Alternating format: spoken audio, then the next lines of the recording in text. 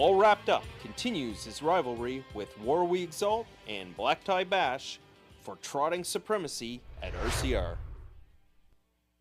On the front end, Geisha's Treasure giving the cold shoulder to Bauer Power thus far, winding up 3 wide Century Jazz as they turn for home. That's Geisha's Treasure up the inside. Surratt Hanover has some late speed, pushing on the outside. Century Jazz, it's a battle to the wire. Geisha's Treasure needs the wire, and he looks to survive the onslaught of Century Jazz on the outside, and Surratt Hanover up for show in a 1:56.1 mile. Treasurer out of Southwind Geisha, owned by trainer Vic Putty of Ontario with Limco Incorporated of Quebec.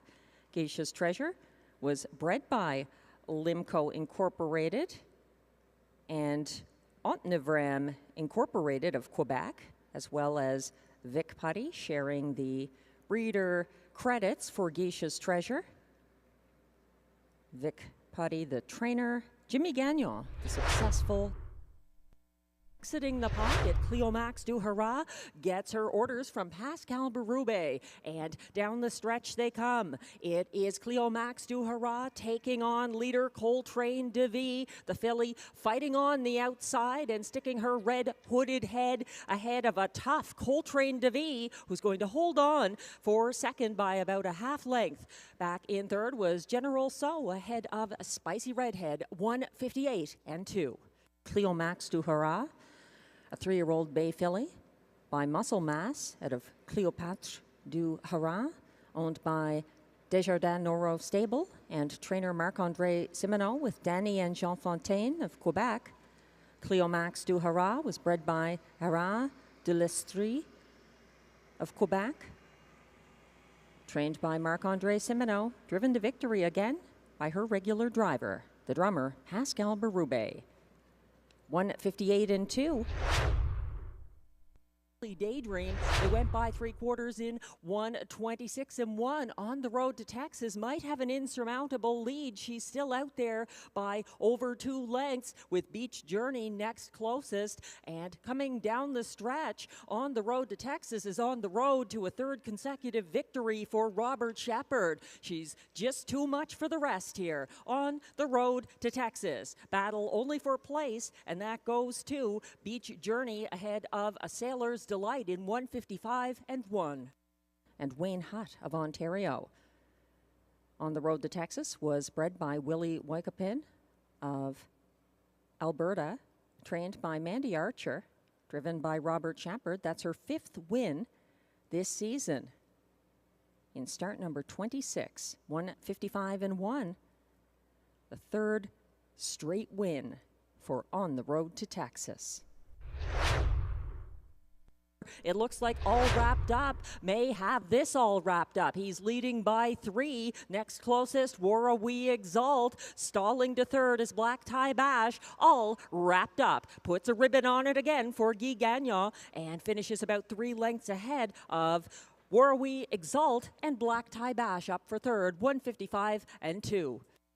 For the 2nd consecutive week in the preferred handicap trot, it's unofficial race 4 winner, number 5, All Wrapped Up. An 8-year-old bay gelding by Archangel out of Jukebox Jackie, owned by Sylvain Côté of Joliette, Quebec, with Michel Legasse of Terrebonne, Quebec. All Wrapped Up was bred by V. Edward Hayter and Leslie Lawton of Ontario. He's trained and driven by Guy Gagnon. The 1:55.2 victory is his 8th this year. She is still leading the way as What's in the Esky shows interest for the stretch drive. Robert Shepard trying to see this through on the front end with Butterfly Kisses facing the late move from What's in the Esky, leaving the pocket for Berube up the inside. Late Springbridge Jim, a battle to the wire that is won by What's in the Esky. Ahead of Butterfly Kisses, Springbridge Jim for show in 1:55.1. And Element Victoria of New Zealand with J.A. Slater of Victoria, Australia. Pascal Berube gets the winning drive, 155-1, the first win of the year in start number 27 for What's in the S.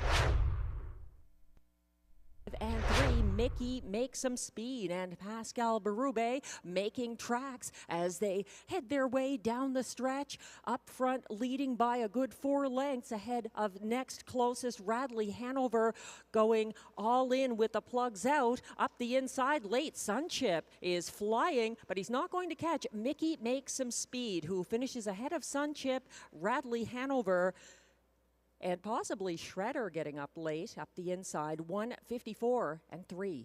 Old Bay Gelding by Mickey Hanover out of Air Hostess, owned by trainer Marc-André Simoneau of Trois-Rivières, Quebec, bred by Michel Allard of Saint-Esprit, Quebec, driven by Pascal Berube, the drummer. His 3rd driving win today, going back-to-back. High five. Chasing past 3/4, reached in 126 flat by leader I'm a Dude, whose lead has evaporated. Get Your License Liam looms first over, and Mossy's Art is closing in for Ryan Guy. Wider still, Probert's Legacy and Betnintine. It's going to be Mossy's Art coming after I'm a Dude and winning by a head. Up for show, looked like Get Your License Liam, 155 flat. Now coming back to the Rideau Carleton Winners Circle, official race 7 winner, number 3, Mossy's Art, a 9-year-old bay gelding by Pet Rock out of Maggie's Art, owned by trainer Jason Mitchell of Severn, Ontario, with Jerry Belanger of Azilde, Ontario. Mossy's Art was bred by Midland Acres Incorporated of Bloomingburg, Ohio, driven to victory by Ryan Guy, 155 flat. Under pressure from Ciel Bleu down the middle of the track, and a wide move from That's Hooligan. They're battling to the wire. It's going to be a blanket finish. That's Hooligan prevails.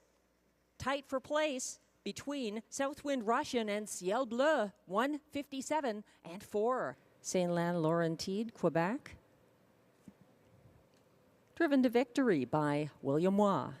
That's win number 5 of the year for That's Hooligan, and a new lifetime mark of 157-4. Congratulations.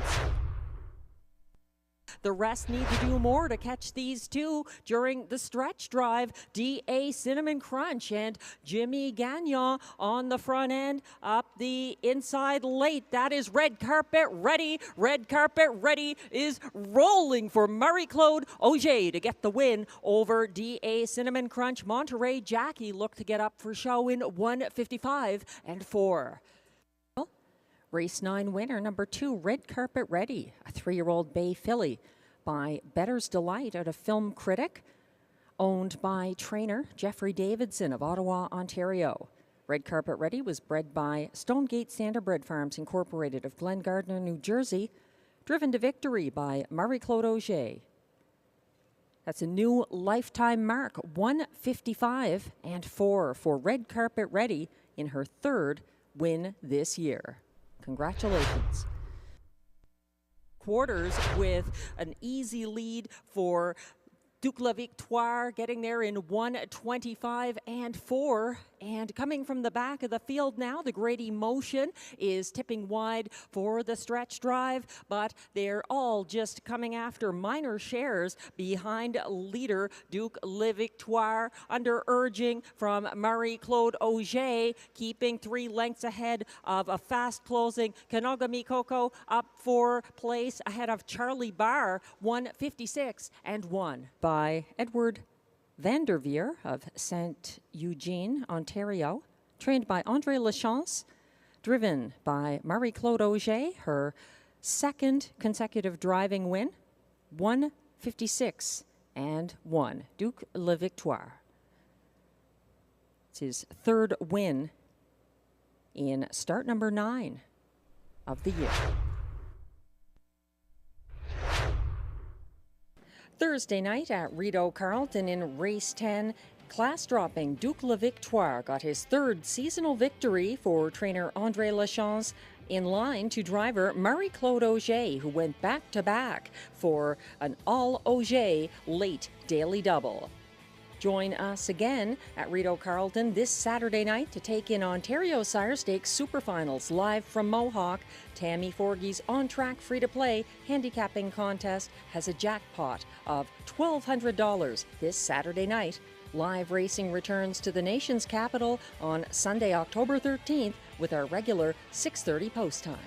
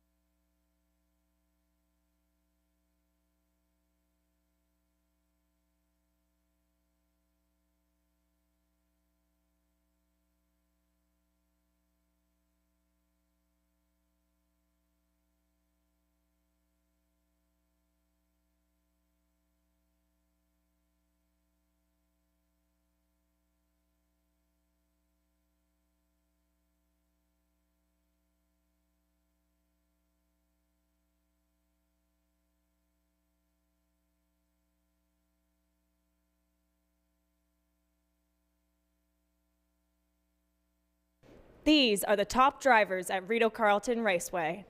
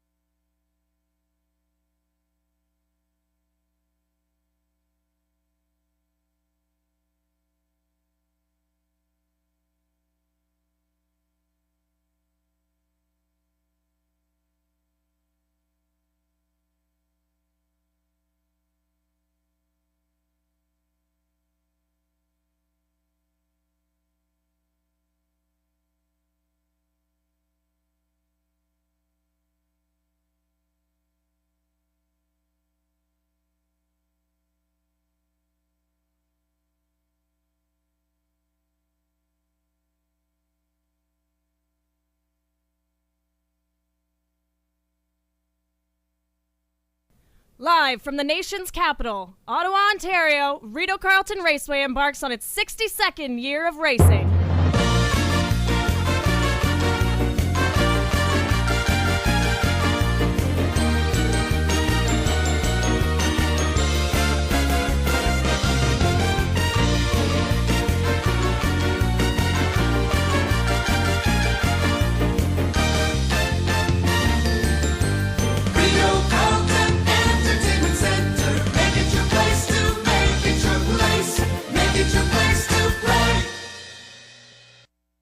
Hello, ladies and gentlemen, and welcome to Rideau Carleton Raceway this Sunday night. It's great to be back on the Sunday night after missing it and moving it to the Tuesday last week for a good cause here. Walk for the Cure was last Sunday at Rideau Carleton, and now we've resumed our Sunday nights at 6:30 p.m. post time throughout the rest of October and November. It's our 55th race night of the 2024 meet. We're about 29 minutes away from post time for race 1. The track is fast, weather conditions clear. The temperature is 10 degrees Celsius or 50 Fahrenheit. Winds are from the northeast at 11 kilometers an hour, 7 miles per hour. Humidity is at 47%.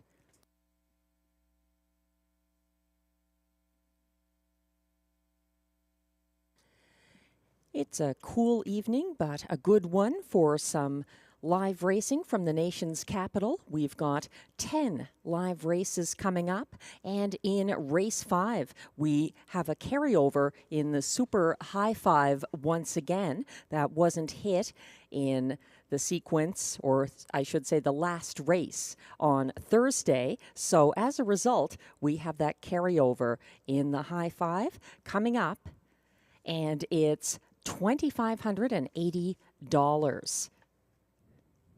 It's actually in race 6. My mistake. So race 6, look for that Super High Five carryover, an additional $2,580 in the pool.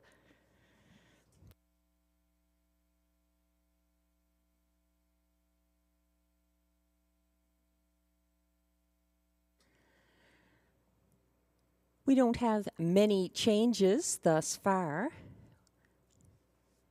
Taking a look at the card, and hopefully it remains that way. So far, just a single scratch, and that's coming up in race 3. There are no changes in races 1 or 2. In race 3, there is a transportation scratch of the 2, CB Caper. That's in race 3. Scratch the 2, CB Caper. No changes for the rest of the card. Races 4 through 10.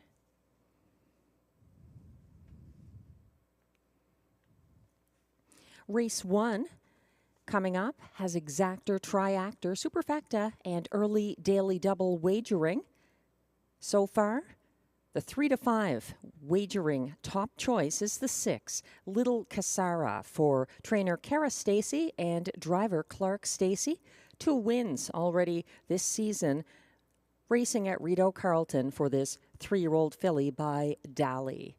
She's the favorite at the moment in the field of 7. Coming up to start our 10 races this Sunday night.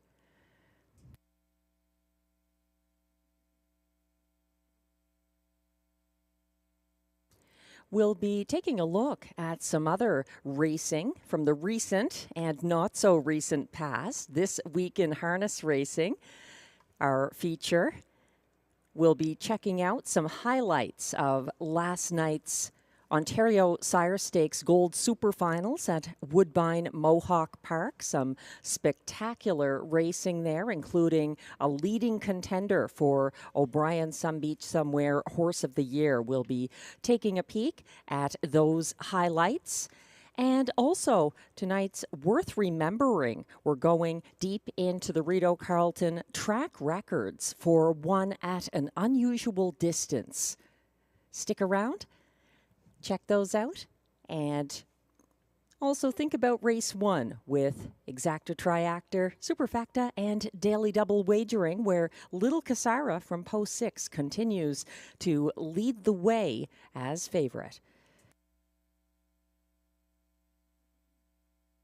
Speaking of thinking about race 1, Glenn Pearson and I have done exactly that, and we've both come to an obvious conclusion. DA Captain Obvious from the rail. We like him, the Steve Germain trainee, in line to Ryan Guy once again, with a recent win and place finish for the catch driver. He is an obvious top choice in more ways than one. He's 7-2 at the moment from the rail. Glenn is going outside to the 7 Rideau parking for trainer-driver Darcy Clancy in the place spot. That horse had a couple of wins at Kawartha Downs earlier in the year. He seems capable of overcoming outside posts, and he was flying late October 8th here at Rideau Carleton. I'm using Rideau parking for show.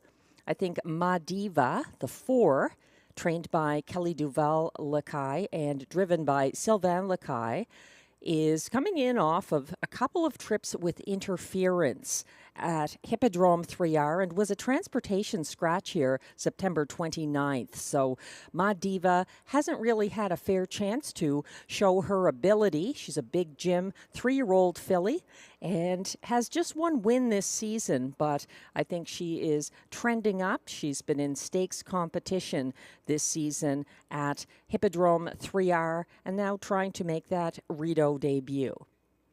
To complete my superfecta, I'm going to the 2 Sundance Leo for trainer Ariane Girard and driver Marie-Claude Auger.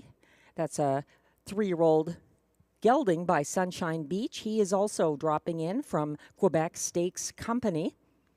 And Glenn is completing his superfecta using 6 Little Casara for show and the 4 Ma Diva to complete that ticket in the 4th spot.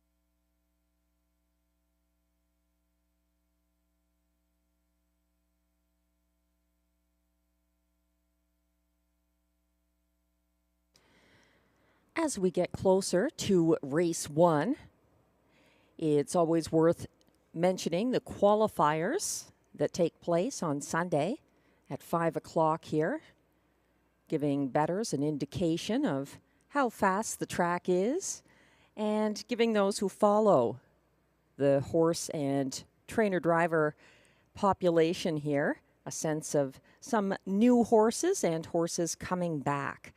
So there was a 6-horse qualifier that took place at 5. There was a judge's scratch of Lochaber. So it was a field of 5 who went behind the gate, 4 pacers and 1 trotter in the qualifier, which was won by Dinner Party, who wired, winning by a length and a quarter over next closest Sounds Good. Dinner Party was driven by Guy Gagnon, trained by Mandy Archer, and he is owned by Michel Letarte and Jamie Copley. The fractions there were 29 and 1 for the opening quarter, 59 flat at the half, 127 and 2 at 3/4, 156 and 1. That winning qualifier for Dinner Party over next best Sounds Good.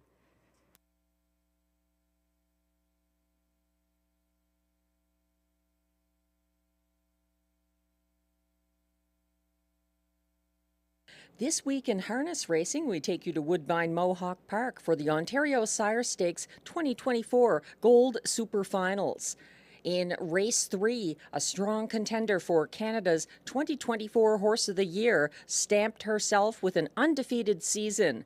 Chantilly won the 2-year-old Gold Super Final for the 2-year-old pacing fillies in going away style in 150 and 2 for driver James McDonald and trainer Nick Gallucci. Self-destructed.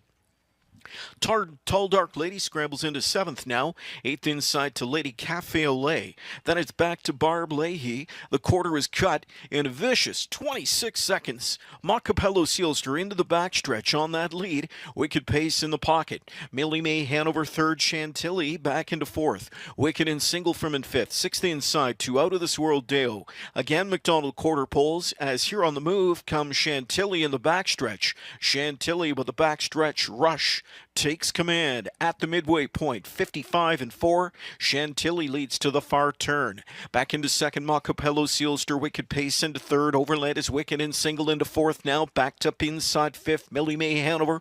6th and up on the move goes Out of This World Dale. 7th outside goes Tall Dark Lady. In at the rail, Lady Cafe au Lait. And swinging to the outside goes Barb Leahy. Chantilly, she's got 3 lengths on them as she buzzes by 3/4 over there. 123 and 3 coming into the stretch, and it is Chantilly. Chantilly bumps up the lead to 6 lengths now. 2nd to Montcapello Sealster, then 3rd outside Wicked and Single. Back into 4th is Wicked Pace, and Chantilly's cranked up the lead to 10 lengths in deep stretch, and it's all Chantilly.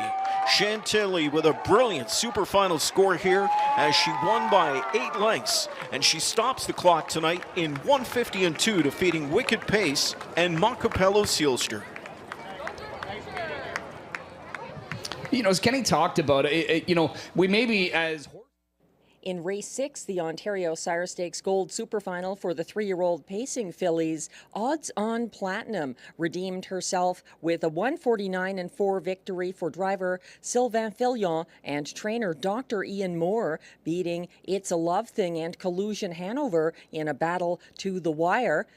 Back in June, Odds On Platinum came a 1/5 of a second away from equaling the Rideau Carleton track record for 3-year-old pacing fillies. The 7th, parked out from an 8th going into that turn is Coco Jojo. Trailing at the rail is Sorcia Sealster. So the field behind 25 and 4 first quarter speed is Collusion Hanover. Bit off a big first panel. Into the pocket spot, it's Odds On Platinum. Lightning Lizzie 3rd. Gapping 3 lengths in 4th is One More Bet. Then it's back to It's a Love Thing 5th. Pass Line tracks that one 6th. 7th inside to Blazing Bell. Then outside Coco Jojo, and Sorcia Sealster shoots up the rail but trails as the field nears the midway point.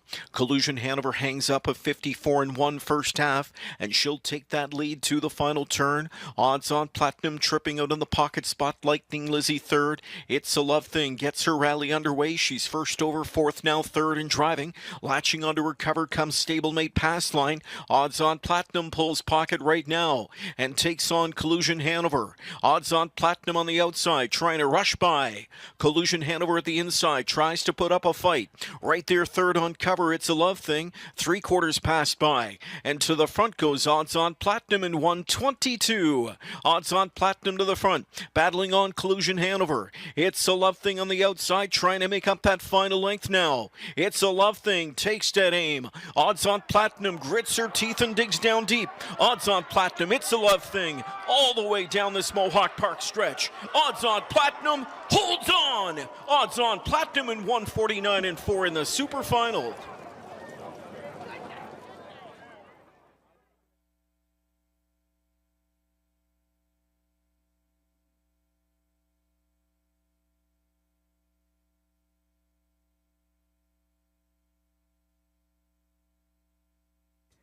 Congratulations to all the winners of those Ontario Sire Stakes Gold Super Finals last night at Woodbine Mohawk Park. Some excellent racing and some strong contenders there for end-of-year awards on both sides of the border.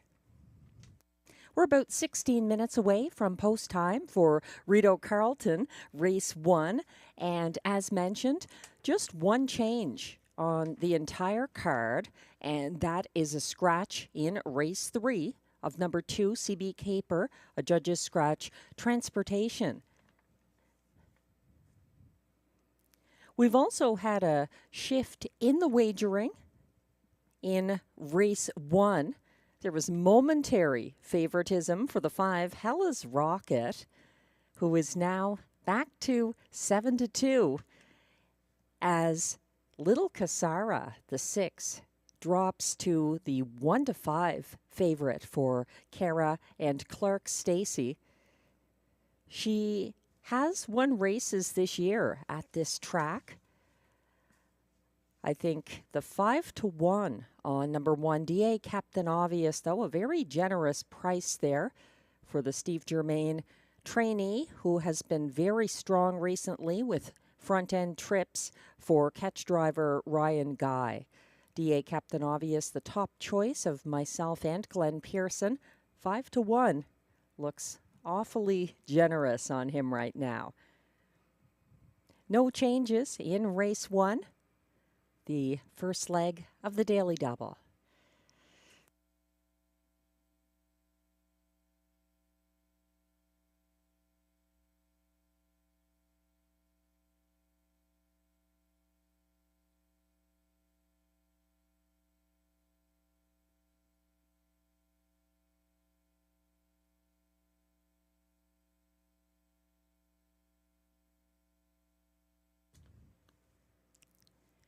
Now on screen, my ideas for best bet and spot play of the card. Irresistible in race 4 is somewhat irresistible. He bided his time too long at the back of the field here last Tuesday after getting rough gated at the start. He dropped back to last shortly after the start, and he closed late into stretch traffic and had a couple of things in his favor. He paced the field's fastest last quarter of 28-2, and he was a beaten 1-9 favorite. So irresistible, hard to stay away from in race 4 in his comeback start for Mandy Archer and driver Robert Shepard. A little further on in the card in race 6, I have a spot play selection. Returning to the rail, Woodmere Gaelic, who upset at odds of 21-1 in a front-end trip from the Rideau rail back on September 22nd for driver Jeff Taylor. He's moving back to the frontier after Tuesday's move from second last on the final turn. Woodmere Gaelic was weaving through traffic in the stretch and came home in the field's co-second fastest last quarter of 29-1. He's also got some class relief here, so that's the one in race 6. Woodmere Gaelic for trainer Steve Ballil and driver Jeff Taylor.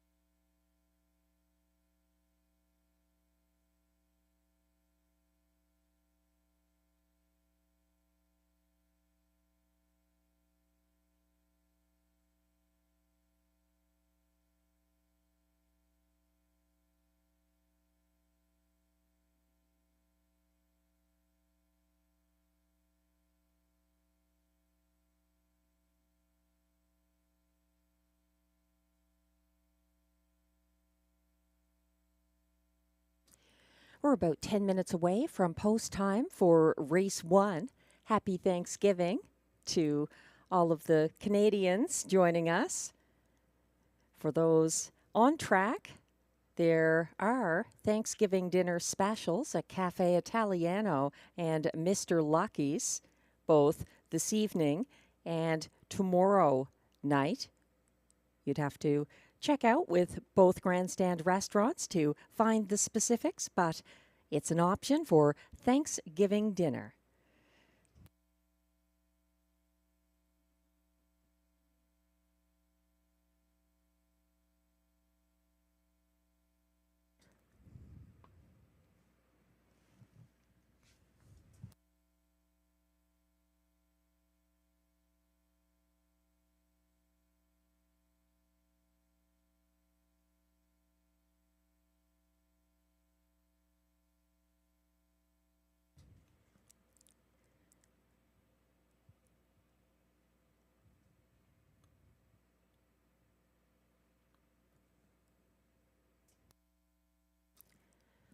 Getting a little closer to post time for race 1. It's worth digging into the field a little bit. My top choice is the one, DA Captain Obvious, who set the pace here last Tuesday. He was edged out in a stretch battle by DA Magic Mike, who was coming in off a massive qualifier at Mohawk. So without DA Magic Mike in this field, Captain Obvious looks somewhat obvious. He retains Ryan Guy after pacing his fastest ever mile here, a 1:55.4 individual mile, and gets some class relief. 5-2 at the moment from the rail, DA Captain Obvious. The 4, Ma Diva, at odds of 11-1, is getting overlooked for things that are not really her fault. She faced interference in both starts after her Labor Day maiden win at Hippodrome 3R, and she was a judge's scratch due to transportation issues here on September 29th. She also gets some class relief. 11-1 on the 4, Ma Diva. The 7, Rideau Parking, is my third choice. And Glenn Pearson also using this one in his ticket despite the outside post. Rideau Parking got away fourth here on Tuesday. He tipped second over at the top of the stretch to follow the cover of winner DA Magic Mike. And then he was closing 3 wide late, gaining ground to the wire. I think the post hurts his chances. He's 9-1 at the moment. 7, Rideau Parking.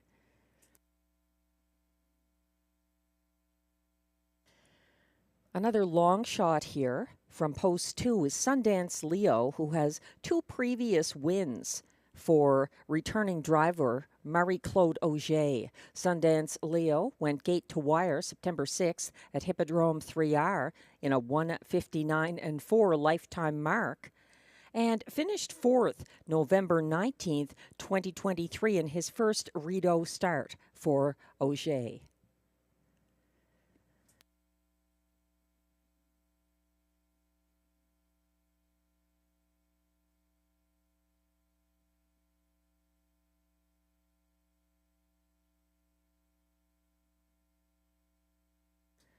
We're about 6 minutes away from post time. Little Cassara, still the even money favorite from post 6 for Cara Stacey and Clark Stacey. A 2-win season so far, the most recent victory coming August 22nd at Rideau Carleton. She held on by a nose for catch driver Samuel Fillon over Simply the Best on that occasion, starting from the rail. And she's coming in off of her 4th place finish here last Tuesday. 2 horses who finished ahead of her that mile are in the race 1 field as well. Place finisher DA Captain Obvious, the 1, and show finisher Rideau Parking, who has post 7 here.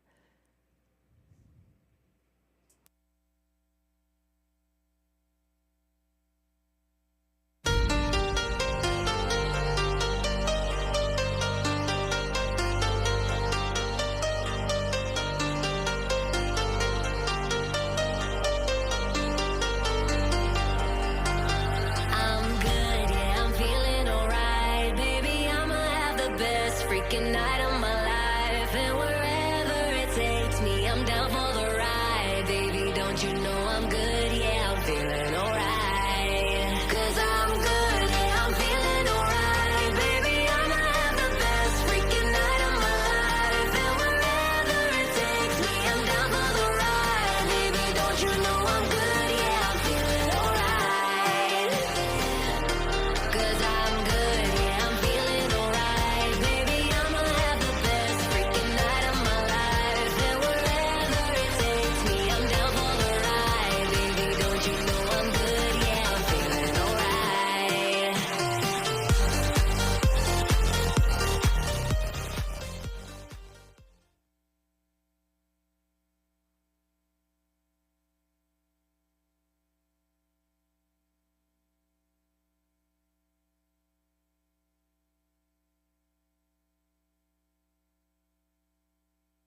On tonight's Worth Remembering, we go back to the track mile and a quarter distance record set on Friday, December 30th, 2011 by trotter Perseverando, in line to driver Per Henriksen for trainer and Karen Larson. And they're off, and it's Good Friends scooting out of there quickly for Coville. Wallace Hanover takes full advantage of the inside post and will be right up there with the leaders. Good Friend comes right up on the doorstep, and then there's Perseverando for Hendrickson, landing nicely into third in front of Chaplain Hall. Then we go back to Planet Earth, who's got two beat. They are Summerhill Charles and J.S. Chisholm. They're down the backside now. It is Good Friend, the race leader. Wallace Hanover settles in for a pocket ride, back in third to Perseverando, and now tipped out early. Here comes Simon Allard with the favorite. Chaplain Hall is on the move and gaining ground quickly now, set to take over the lead from Good Friend. Now, without wasting any time himself, Henriksen is on the move with Perseverando, and Perseverando is going to take its shot at the race leader Chaplain Hall now as the field makes its way up the far turn. It is Chaplain Hall with the lead. Perseverando right there on its flank. Planet Earth set to go in the three-wide path. They're at the half in 101-1. Lots of race flow in this one. Taking over the lead, that was Per Hendrickson with Perseverando. Planet Earth set to take over, and riding that cover is Summerhill Charles down at the rail, Chaplain Hall. Then it's back to Good Friend. It's outside J.S. Chisholm. Wallace Hanover gets shuffled all the way back to last now as they make their way up the bottom turn. It is Perseverando doing just that, persevering past the three-quarters of 1:30-4 and putting up with the pressure of Planet Earth down the backside. Nose to helmet second over is Summerhill Charles. Down at the rail, Chaplain Hall is gearing up for another run. Back there to Good Friend now, who's being followed by J.S. Chisholm. Wallace Hanover, a ground-saving trip. It is Perseverando continuing to show the way at 4-1. Perseverando looking very strong for Henriksen, looking to shake off the major bulk of the competition here. 2 minutes and 4/5 was the mile time for Perseverando. Planet Earth will not go away just yet, but is beginning to feel the strain. That leaves Chaplain Hall wide open now to take its run at the leader, but we may be in for an upset here. It is Perseverando and the Viking kicking clear from the rest of the field. Make it 2 wins for Henriksen. Perseverando pulls off a mild upset at 4-1, getting up for the place. Good Friend, the show to Chaplain Hall. 2:30-2 for the mile and a quarter.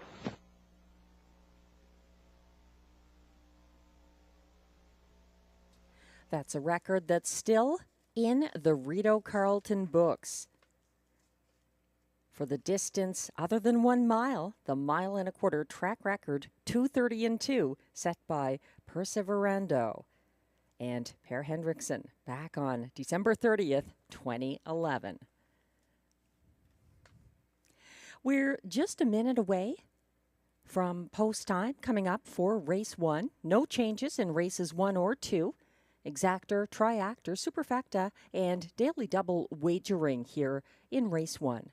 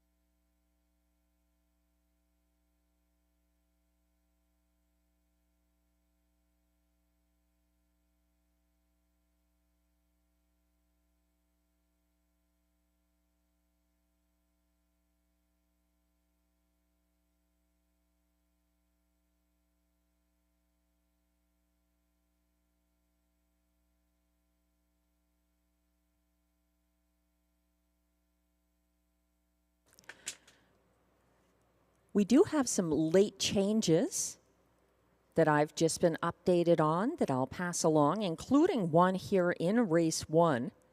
On the 2, Sundance Leo changed the driver from Marie-Claude Auger to Guy Gagnon.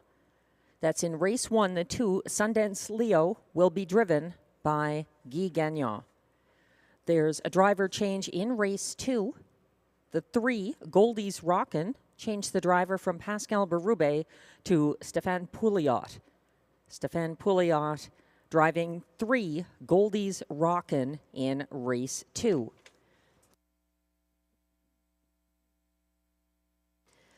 In race 3, we already announced, but it's worth mentioning again, the scratch of number 2, CB Caper.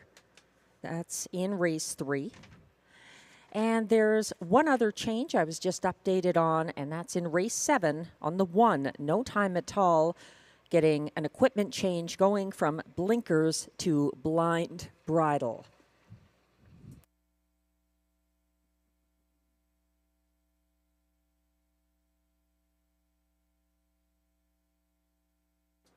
The horses are approaching the track for the race 1 post parade.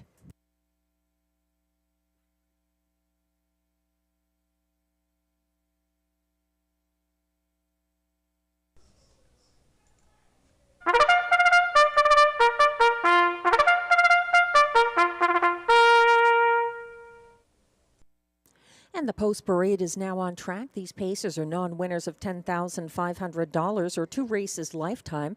Also eligible, non-winners of a race in 2023-2024.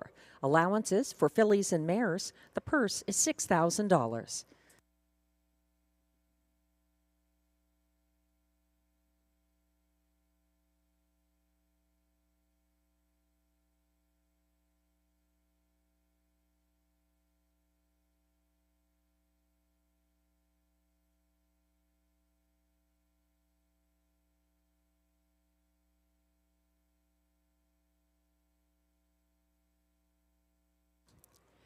Number 1 is the current 6-5 favorite, DA Captain Obvious, owned and trained by Steve Germain, driven by Ryan Guy.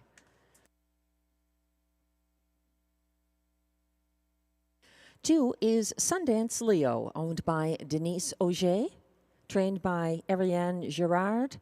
And note the driver change from Marie-Claude Auger to Guy Gagnon on the 2.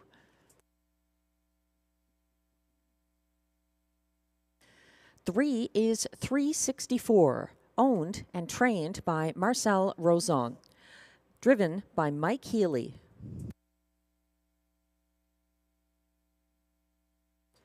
4 is Madiva, owned and trained by Kelly Duval-Lequet, driven by Sylvain Lequet.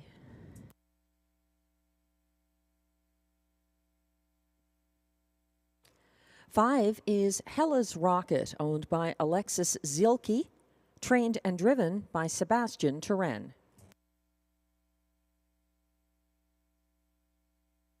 6 is Little Cassara, owned by Ross Hitchens, trained by Kara Stacey, driven by Clark Stacey.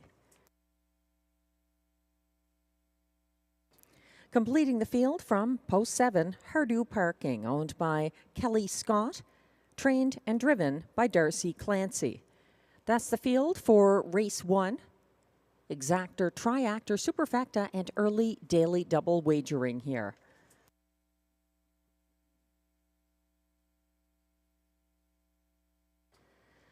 We're taking a closer look at the current even money favorite, number 1, DA Captain Obvious, the 3-year-old Captain Crunch gelding.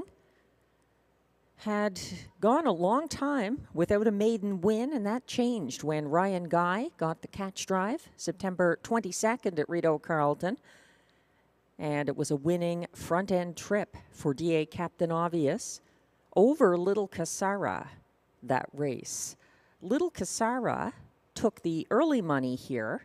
She's the 6. She's 5-2 at the moment, but favoritism has shifted towards DA Captain Obvious, who paced the fastest mile of his life in a very strong place finish behind DA Magic Mike here last Tuesday, individually timed in 1:55 and 4. He looks to be getting an equipment adjustment at the moment.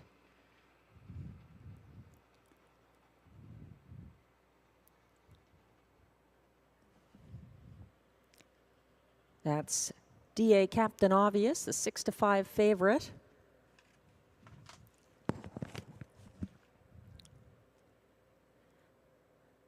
Looks like a bit of an equipment adjustment still underway as he's along the back fence with Steve Germain and Ryan Guy attending to his head pole possibly, or bridle.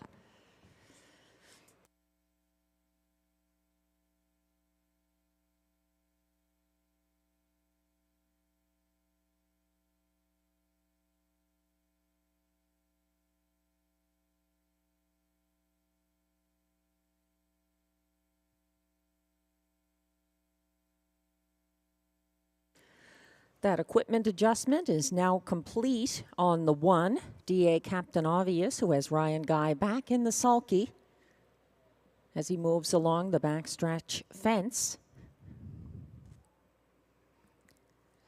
They'll be lining up shortly for race 1 of this 10-race card. Thanks again to everyone joining us.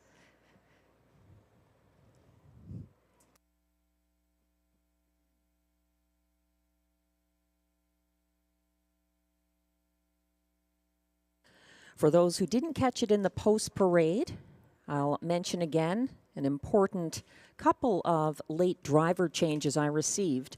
The 2, Sundance Leo, picking up catch driver Guy Gagnon here,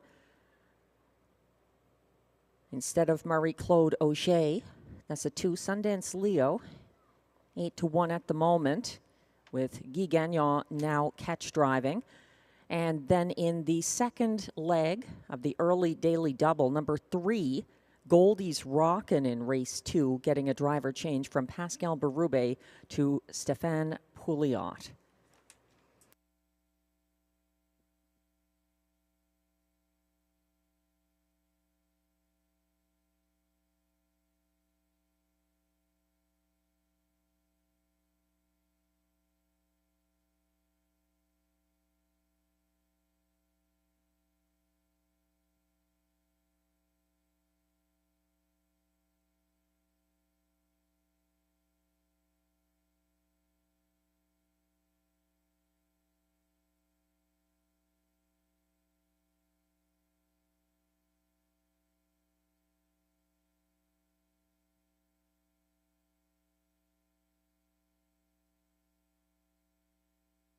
The starter has called the race 1 Pacers. This is your last opportunity to play the early double or place any other wagers on race 1.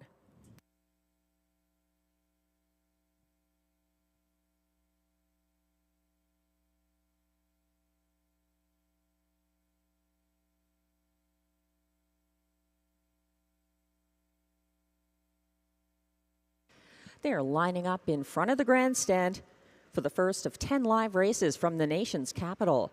1 is DA Captain Obvious, Ryan Guy. 2, Sundance Leo for catch driver Guy Gagnon. 3, 364, Mike Healy. 4, Madiva, Sylvain Lequet. 5, Hella's Rocket, Sebastian Turenne. 6, Little Cassara, Clark Stacey. And on the outside, 7, Rideau Parking for Darcy Clancy. They are on the backstretch.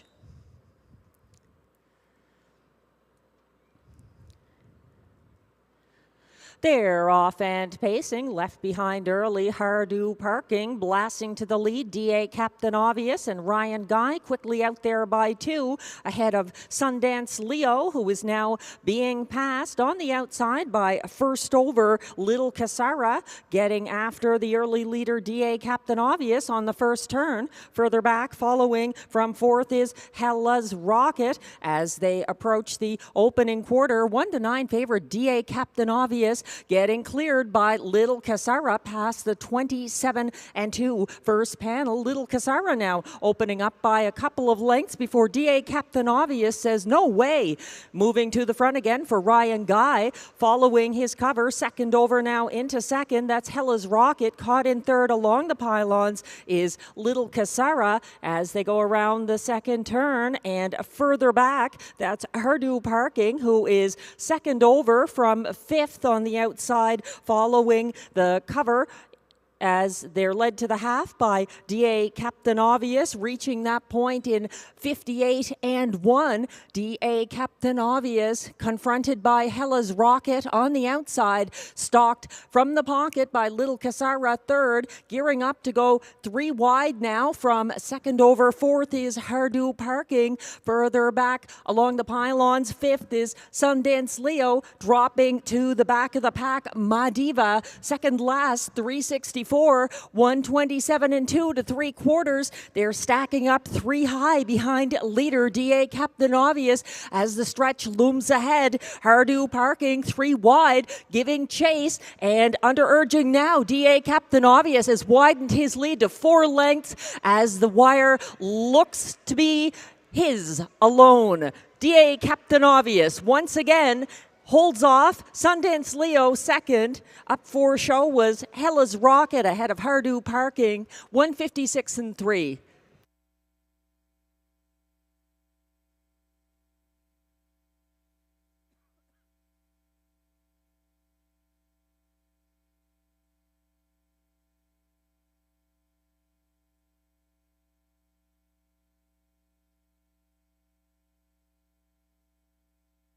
The AGCO judges have just informed me there is an inquiry on the one, D.A. Captain Obvious. He may have left the course at the quarter pole, so hold all tickets. D.A. Captain Obvious, a multi-length winner, but also the subject of the inquiry regarding action near the quarter pole.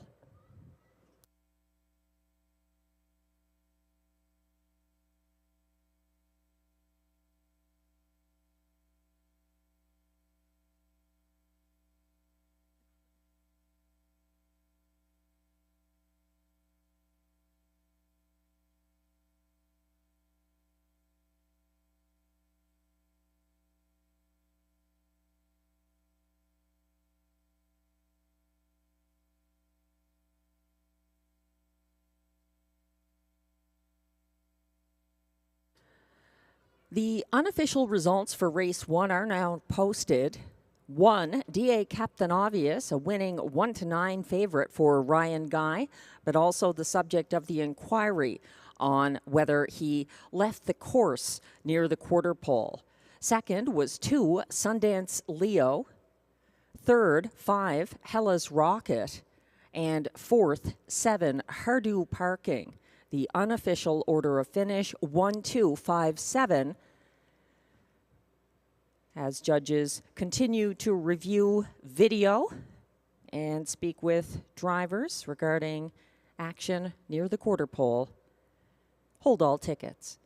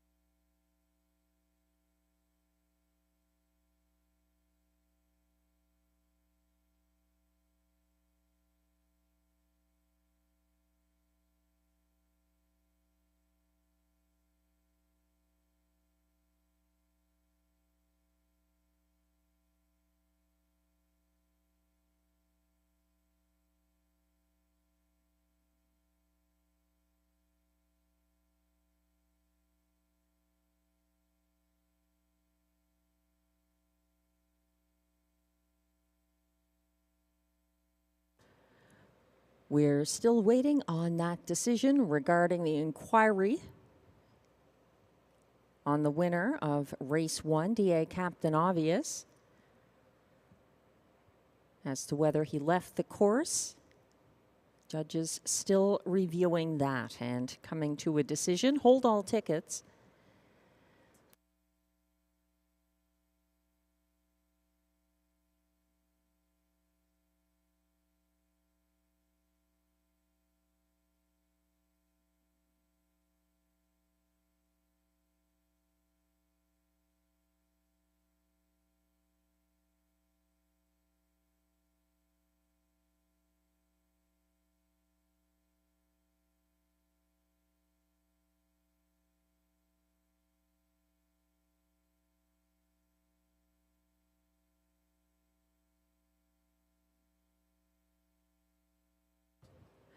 Now on your screens, we're taking a look at the 1, DA Captain Obvious,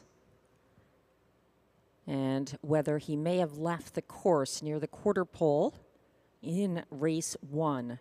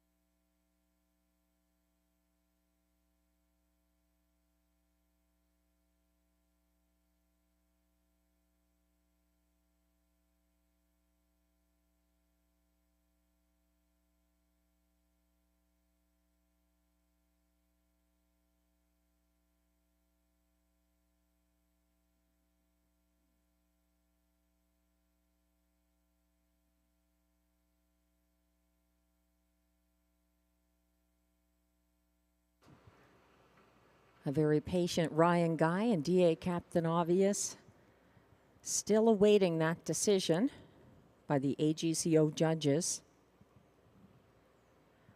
as the inquiry is still posted for race 1. Hold all tickets.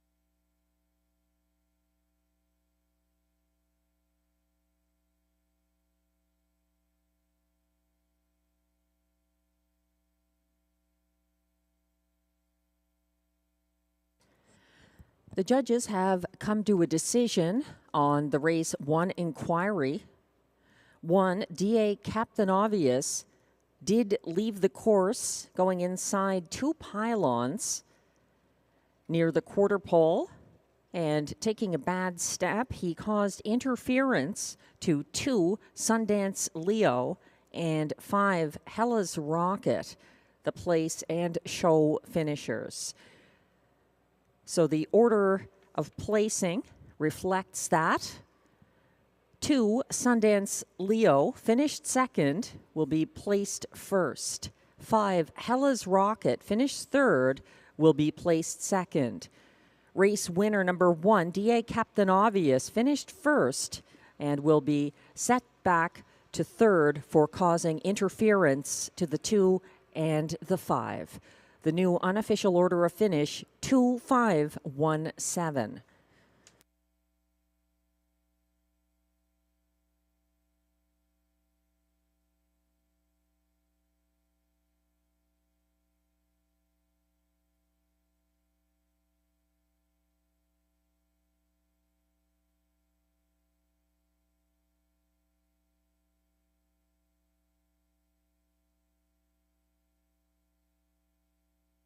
And race 1 is now official.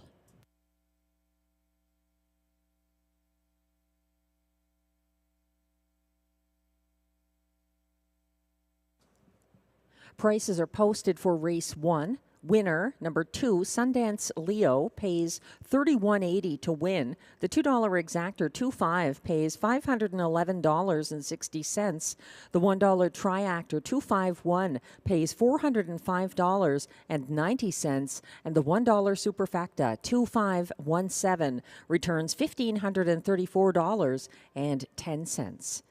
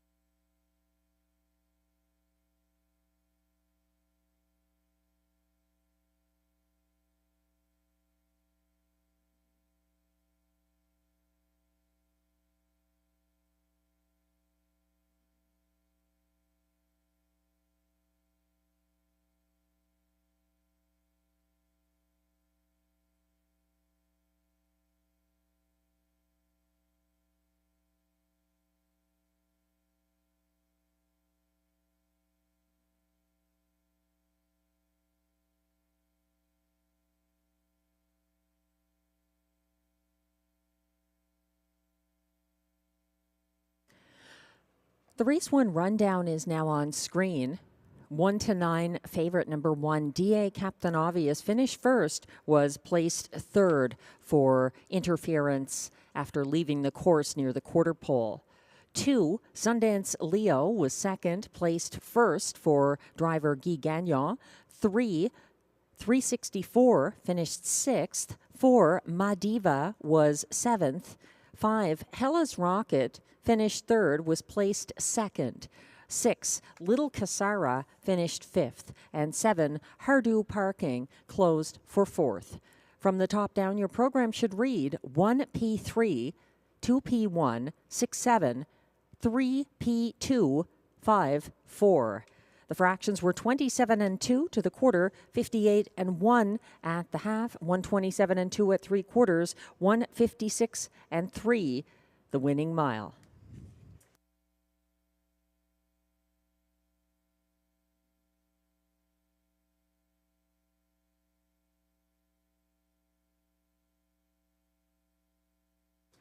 We turn the page now to race 2 with a field of 5 top pacing mares at this track, this meet.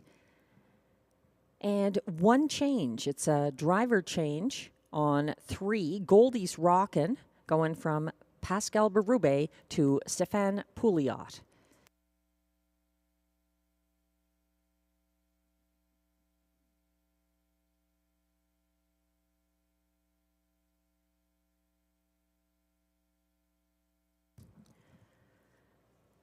There's Exactor, Triactor, Superfecta, and early Pick 4 wagering available on race 2. The current favorite is the 5, Speaker Nancy, 4-5 at the moment. She's certainly one of the top 2 contenders here with a spectacular season at Rideau Carleton.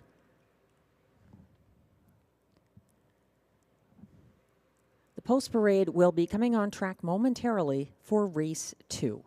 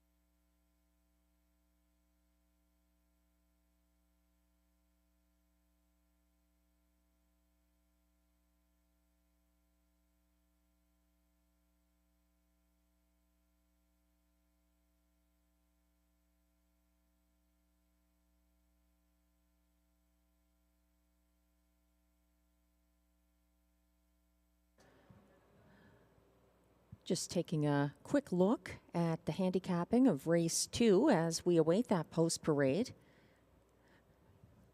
Glenn Pearson and myself both agree that the 4 Anna's Wish should not be overlooked here, currently at odds of 5-2. She took back to last off the gate from an outside post September 26th at this track, tipped third over past the quarter to follow the cover of DA Temptation, got parked second over and fourth along the backstretch, and then swung 3 wide for the stretch drive. She closed in the field's fastest last quarter, 29-2. And for those holding it against her that she made a break last Sunday at Hippodrome 3R in their Mayor's Invitational, she did make contact, that is, with Wise Sensational City, but that rival appeared to cut her off on the first turn, leaving her little option but to get very close and run into a break. So for Anna's Wish, now dropping to 6-5 top choice here. Our second choice mare is the 5, Speaker Nancy, who overtook Dial Me Up to grab the lead at the opening quarter, September 26th at Rideau Carleton. Raptors 1 overtook her in front of the grandstand, but Speaker Nancy had a second move in her pocket with a pocket trip to the top of the stretch, and she headed up the passing lane to victory. Speaker Nancy having an excellent season with 9 wins so far this season, and a 151-4 seasonal mark taken at Rideau Carleton. In the show spot, Glenn is going with the 3 here. That's Goldie's Rockin', moving up in class after back-to-back wins for Robert Shepard. I'm using her for 4th, and going to the 2, DA Temptation, who came second over from second last past the opening quarter here, September 26th. DA Temptation matched strides with the leader, Raptors 1, along the backstretch and held on for show. She, too, is getting some post and class relief after Sunday's Hippodrome 3R Mares Invitational, where she was second over from 5th at the half in an overland trip and faded late. Currently at odds of 5-1. That's DA Temptation.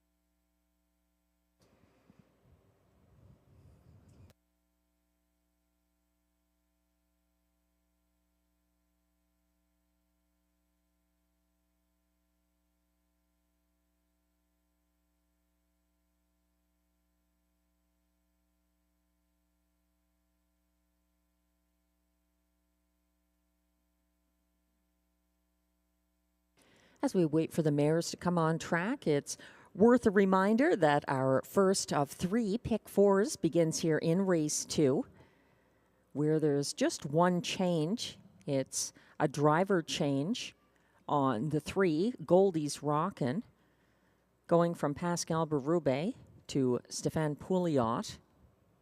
She's 6-1 at the moment on the class hike. That's the 3, Goldie's Rockin'. If you're playing the pick 4 that kicks off in race 2, I'm using both of the outside mares here, both getting the better of each other at different points this season. Number 4, Anna's Wish, the 3-5 current favorite, and 5, Speaker Nancy, who cannot be ignored any race. In race 3, I was going to use the 2, CB Caper, who is a transportation scratch. So I'm going to single the 1, Scandia Hannibal, undefeated so far for Mandy Archer and Guy Gagnon in race 3. Race 4, I had another single because my best bet is there. Number 4, Irresistible, coming back after that 1-9 beaten favorite race last Tuesday, getting away on a break and having to come from far back, too late to hit the board, but closing in the field's fastest, 28-2 last quarter. In race 5, it's a more wide open race. I'm going with the 5, Sunny Bow here, another early breaker in his most recent start, as well as 7, Always Your Way for Jimmy Gagnon, who hasn't missed the board since September 5th. And then Sunshine Love, a recent winner for Mike Healy and Stefan Meyer. That one has the rail. And 3, The Dog in the Fight for trainer-driver Guy Gagnon, moving from the trailing post to the frontier. Looks like a player. And he was indeed an off-the-pace winner here just 3 starts ago. It's not an expensive ticket. Some dominant-looking horses in the first 3 legs of the early pick 4, which begins here in race 2.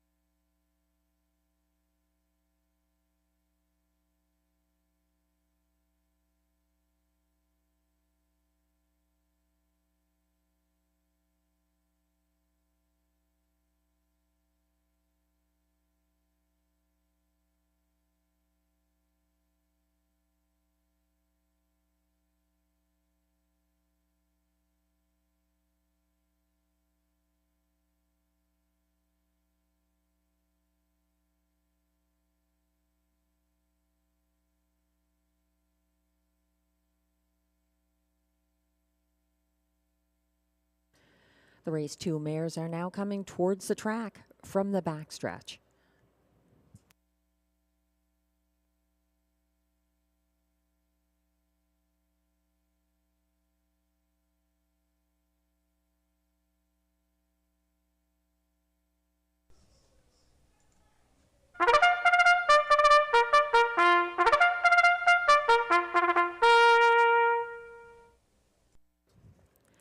Here comes the race 2 post parade. These pacers are fillies and mares who are non-winners of $6,000 in their last 5 starts. Also eligible $20,000 claimers and not listed preferred pacers who draw outside with post 5 assigned. The purse is $8,000.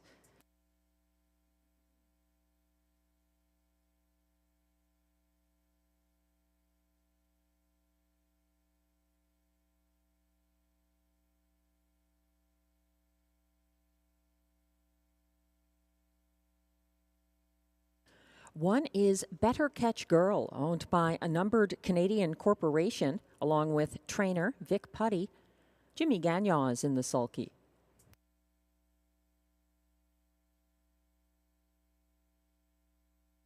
Two is D.A. Temptation, owned by Pierre Yvon Mondu, trained and driven by Guy Gagnon.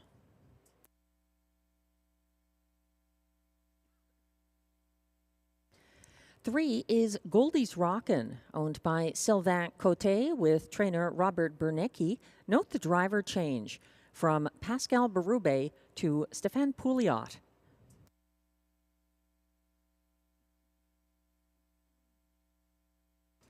Four is the current 4-5 favorite Anna's Wish, owned by Sylvain Cote, trained by Robert Bernicki, driven by Marie-Claude Auger.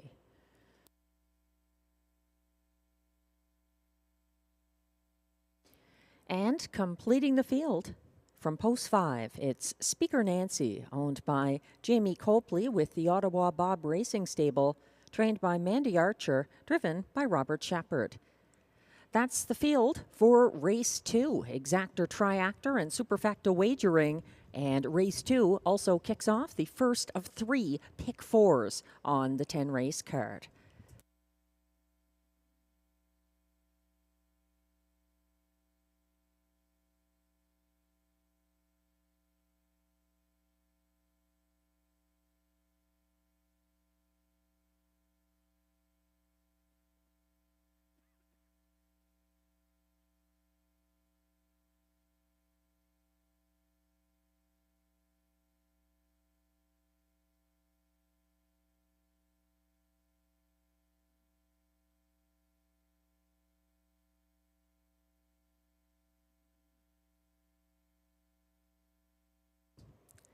This field is going to be headed behind the gate quite shortly.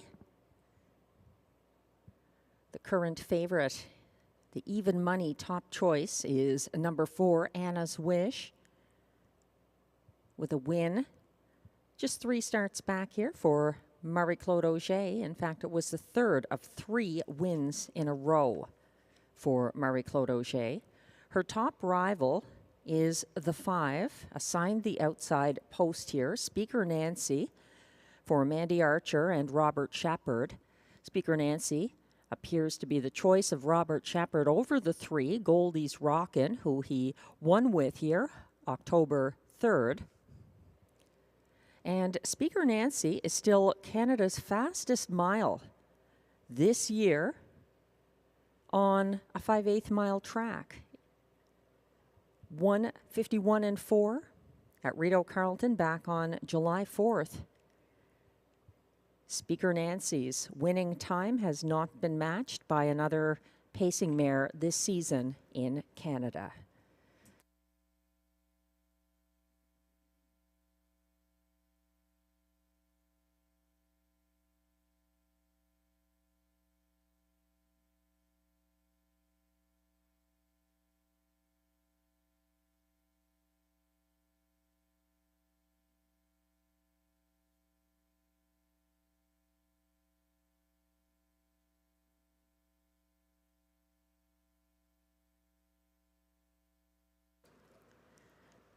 It's worth mentioning once again that Pick 4 players should take note in particular of the driver change on 3. Goldie's Rockin' here, going from Pascal Berube to Stéphane Pouliot, and also the scratch in race 3 of number 2, CB Caper, a judge's scratch transportation. There are no changes in races 4 or 5.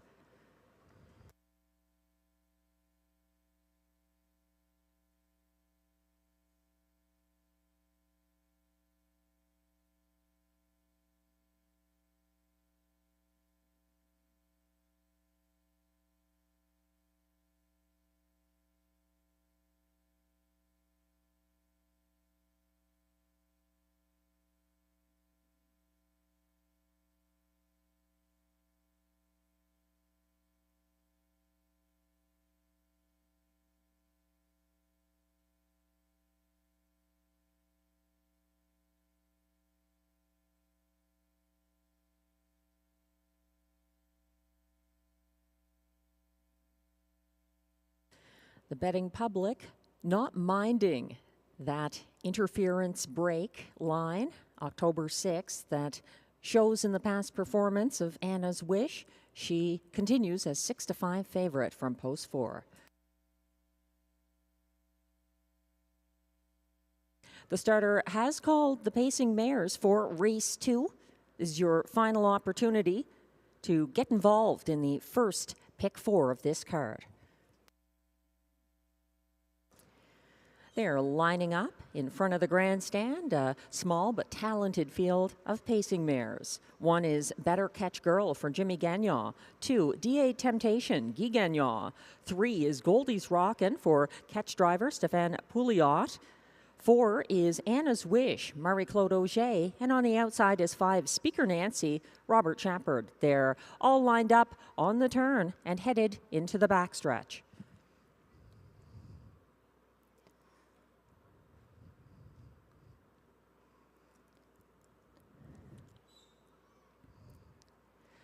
They're on the backstretch, quickly approaching the start of race 2. They're off and pacing and leaving from the outside. Speaker Nancy and Robert Shepard are pouring it on, trying to cross over and make front. Fighting back on the inside, Better Catch Girl and DA Temptation. DA Temptation parked first over now and trying to retreat to third along the pylons. Moving up in fourth, that's Anna's Wish. And at the back of this compact field is Goldie's Rockin'. They head past the opening quarter in 27 and 2, led by Speaker Nancy, controlling the pace for Robert Shepard and keeping ahead of next closest Better Catch Girl, who sits a length behind in the pocket. Then it's DA Temptation from third. Fourth is Anna's Wish, and at the back is Goldie's Rock, and they're all in range in single file procession around the second turn as Speaker Nancy continues to lead to the halfway point, keeping ahead of Better Catch Girl by a length, and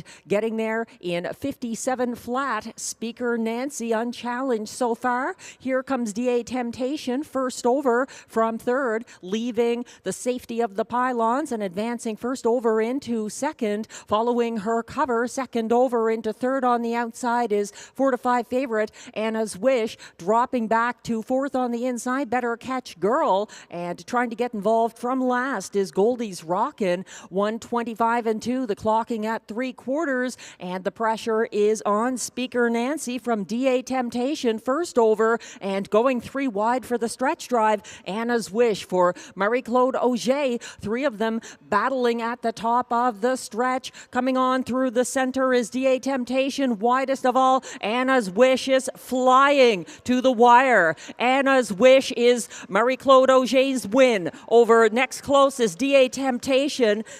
Speaker Nancy for show. 154 and 2.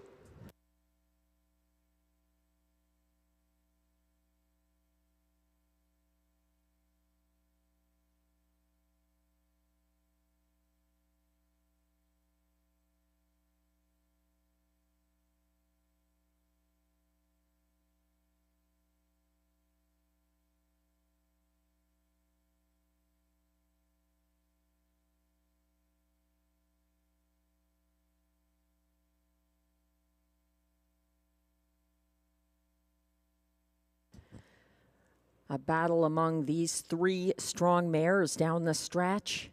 Speaker Nancy had enough already as Anna's Wish continued on to get there ahead of a tough DA Temptation down the center of the track for place. The unofficial results for race 2 are now posted. 4-5 favorite number 4, Anna's Wish, prevails for Marie-Claude Auger. Second was 2, DA Temptation. Holding on for show was the 5, Speaker Nancy, ahead of 3, Goldie's Rockin', fourth.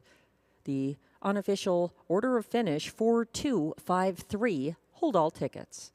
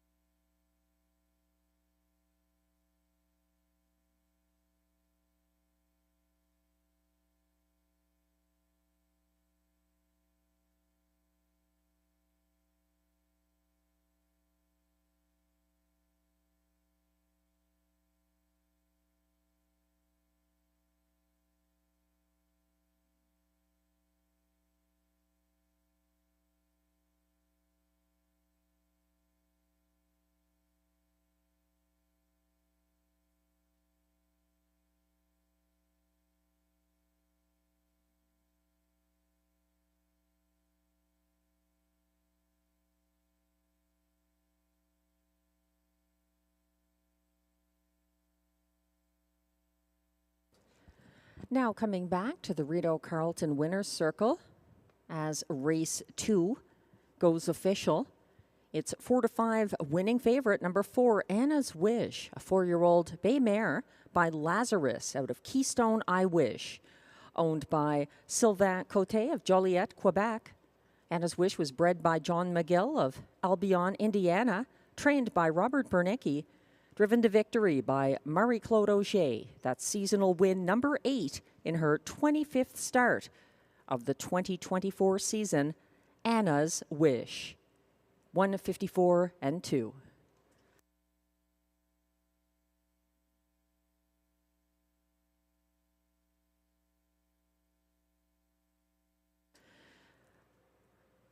Race 2 prices are now posted. Number 4, Anna's Wish, pays $3.60 to win. The $2 exactor we'll get back to. The $2 double, 2-4, pays $96.30 for the 2-4 combination. After that placing in race 1, Sundance Leo. The $2 exactor here, 4-2, pays $15.70. It's $20.45 for the $1 try, 4-2-5, and $27.95 for the $1 superfecta, 4-2-5-3, $1 ticket.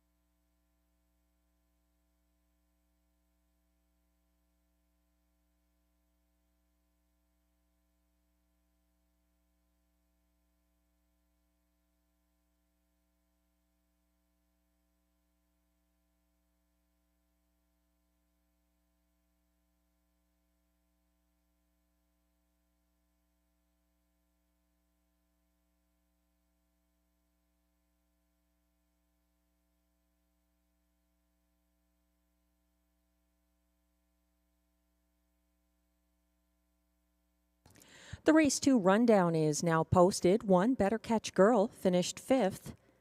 2, DA Temptation was 2nd. 3, Goldie's Rockin' finished 4th. 4 to 5 favorite number 4, Anna's Wish, was the race winner for Marie-Claude Auger.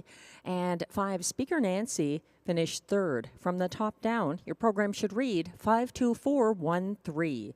The fractions were 27 and 2 to the quarter, 57 flat at the half, 125 and 2 at 3/4, 154 and 2, the winning mile for Anna's Wish.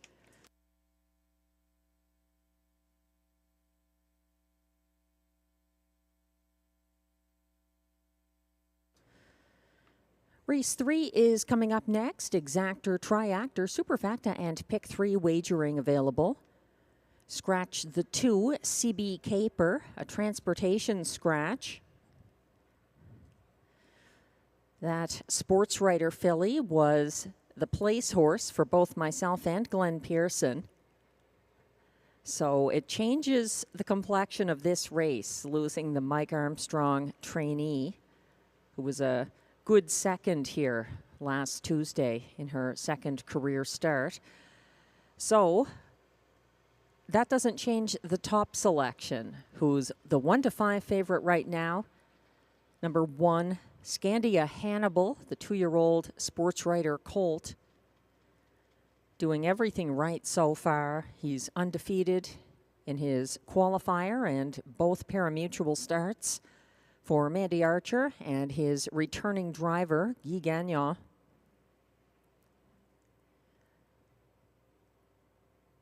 Hard to fault Scandia Hannibal. He deserves that price, I find, the 1 to 5. I singled him in my pick 4, and if I were getting involved in a pick 3 here, I would consider doing the same with CB Caper out. So Glenn is turning to the 4, Ready for Fun, as the next horse in his ticket, and then looking outside to 7, Whiskey Friday for trainer-driver Steve Germain to complete his triactor. I'm going to the 5, Destiny Road for Kelly Duval-Lacaille and Sylvain Lacaille. They've been enjoying some success at Rideau Carleton this fall. This is a maiden 3-year-old filly by Perfect Union. And she lost ground for some unexplained reason October 6th at Hippodrome 3R, but I think she's worth trying again in this relatively inexperienced field. That's the 5, Destiny Road, 13 to 1 at the moment. And I would also definitely use the 4 in any tickets here. 9 to 2 at the moment on the 3-year-old McWicked filly, Ready for Fun, who had her maiden victory from this post for the returning Jimmy Gagnon, and trainer Vic Putty back on September 15th, winning by a neck over I Bet You a Kiss.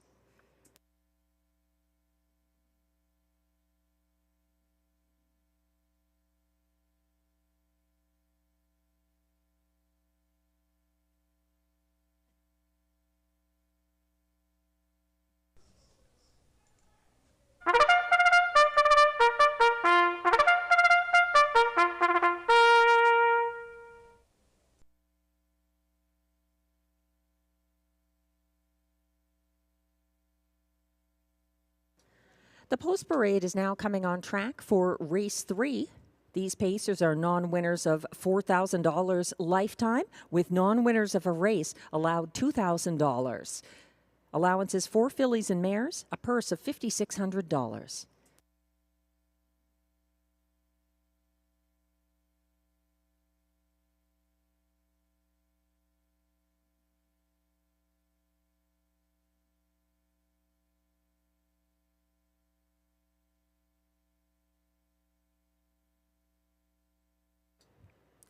Leading the post parade, 1 to 5, current favorite number 1, Scandia Hannibal, owned by Jamie Copley, trained by Mandy Archer, driven by Guy Gagnon. 2, CB Caper is a judge's scratch transportation.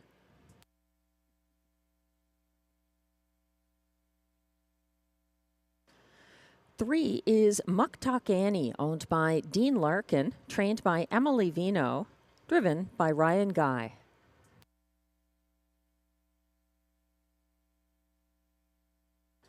Four is Ready for Fun, owned by Hut Racing Stable, trained by Vic Putty, driven by Jimmy Gagnon.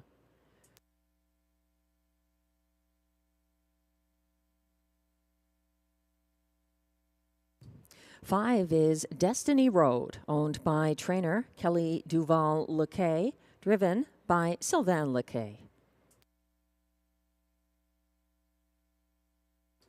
6 is Biscawatch, owned by trainer Katja Leclerc, driven by Stéphane Pouliot.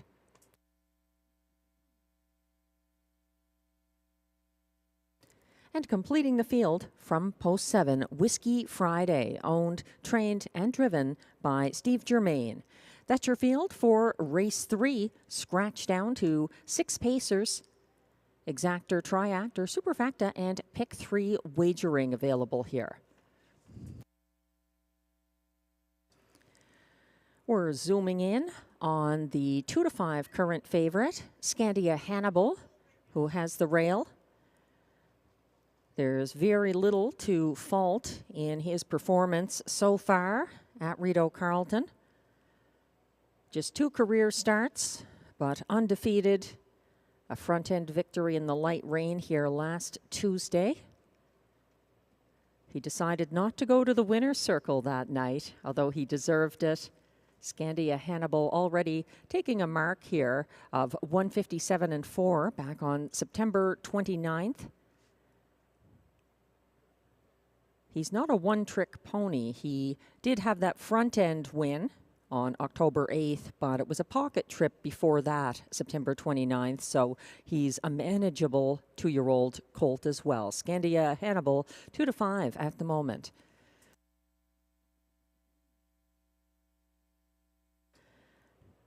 Five, Destiny Road is my second choice after the scratch of CB Caper.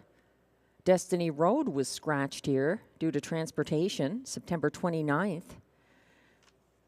This 3-year-old filly got away 3rd from the rail at Hippodrome 3R last Sunday behind leader Maricasso. She was gapping at the half and dropped back on the backstretch. Again, there was no clear reason for it. There was no break or interference visible. She gets some class relief here. Instead of facing the seasoned horses like Maricasso, she's in with some 2-year-olds and some maidens. So Destiny Road, 4 to 1 right now from post 5. Sylvain Lequet doing quite well so far this fall at Rideau Carleton.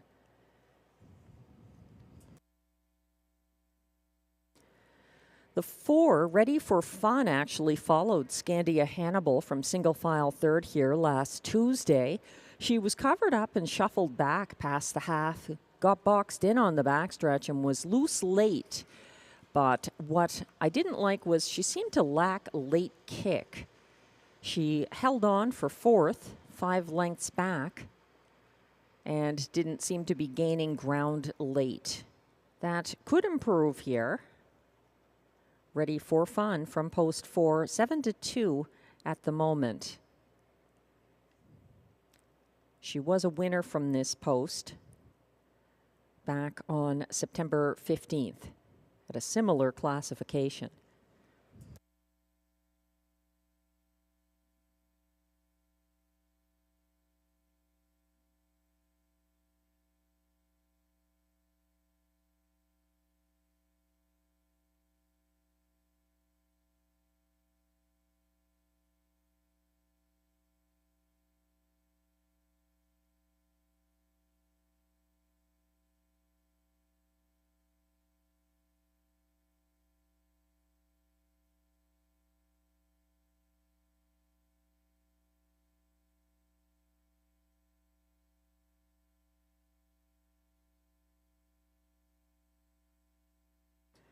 It's great to see people at our picnic tables outside, even with the cooler temperatures this Thanksgiving weekend.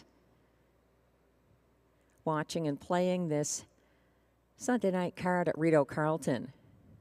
Race 3 will be going behind the gate very shortly here. There's been consistent support for the rail horse, Scandia Hannibal, back down to odds of 1-5.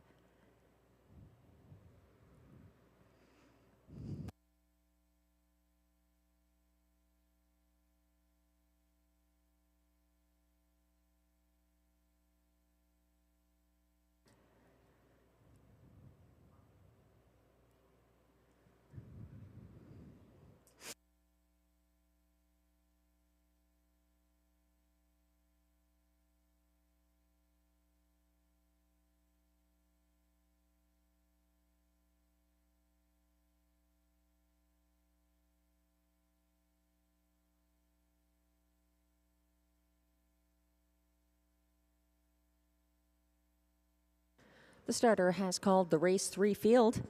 This is your last opportunity to play the pick 3 that kicks off here.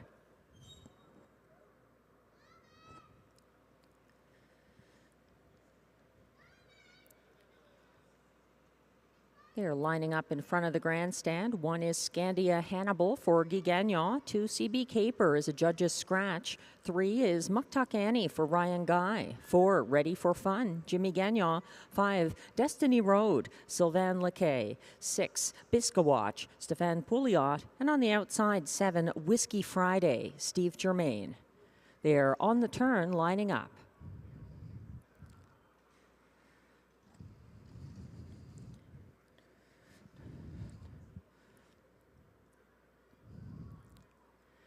They're all lined up on the backstretch, quickly approaching the start for race 3. They're off and pacing, and Scandia Hannibal leaving from the rail as expected, Ready for Fun, adding some fun to the early proceedings. She is first over from second early, scooting up the inside third. That's Muktuk Annie defending the pylon position, and a couple of lengths back, following from fourth early, Destiny Road. Behind her by a couple of lengths at the back of the field, Biscawatch trailed by Whiskey Friday. They're spread out as the leaders hit the quarter in 28 and 2 with a new leader making front temporarily. Muktuk Annie? No, it's actually Ready for Fun who did so, as Scandia Hannibal says no way and gets on the go again for Guy Gagnon to challenge Ready for Fun. Further back in third, Muktuk Annie still along the pylons, yet to make a move to take on these battling leaders. Following from fourth, that's Destiny Road. At the back, still Biscawatch and Whiskey Friday, 57 and 3, pouring it on. That's Scandia Hannibal parked first over by Ready for Fun, fighting back on the inside. Gagnon versus Gagnon, 2 3/4 as Ready for Fun continues on the inside, and Scandia Hannibal, the 1-9 favorite, hangs tough outside. And moving up for third, that's Muktuk Annie coming from second over. That's Whiskey Friday getting involved late. 3/4 reached in 1:26 and 4, and a very game Scandia Hannibal fighting on for Guy Gagnon as Ready for Fun and Jimmy Gagnon continue to issue that parking ticket. They're coming down the stretch. Ready for Fun on the inside. Scandia Hannibal still coming down the middle of the track. Muktuk Annie up the passing lane, trying to sting Scandia Hannibal. Ooh, a very tight decision between Muktuk Annie and Scandia Hannibal. Whiskey Friday look to get up for show, 157 and 3.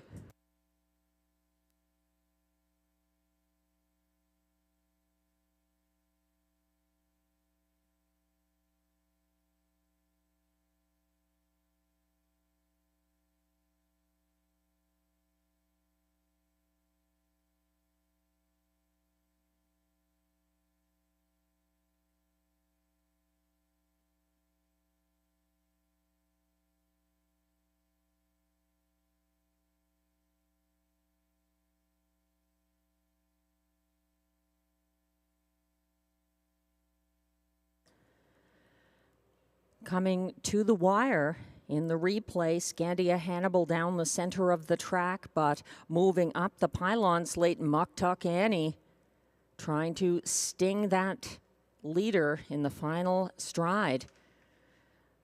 The judges have also informed me that Ready for Fun, the 4, who was backing up late, was on a break. So there's an inquiry concerning that. The break by 4, Ready for Fun, who did hold on for 4th. The unofficial results are now posted. 1-9 favorite, number 1, Scandia Hannibal, gets the narrow win for Guy Gagnon over 3, Muck Tuck Annie at odds of 30-1. Coming up the passing lane in the stretch. Closing for show was 7, Whiskey Friday. And the inquiry is on 4th place finisher, number 4, Ready for Fun, who put in some steps as she backed down in the stretch. The unofficial order of finish, 1374. Hold all tickets.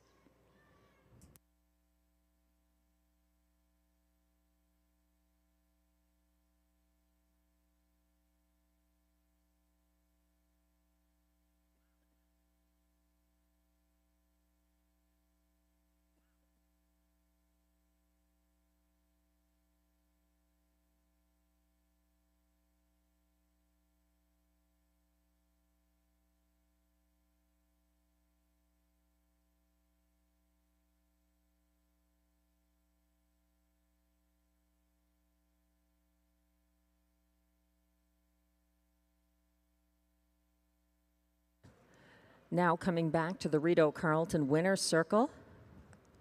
Unofficial race 3 winner, number 1, Scandia Hannibal, a 2-year-old bay colt by Sports Writer out of Lucky Terran, owned by Jamie Copley of Kenmore, Ontario, bred by Jamie Copley with Kathy McBride of Almonte, Ontario, trained by Mandy Archer, driven by Guy Gagnon to a 3rd consecutive victory.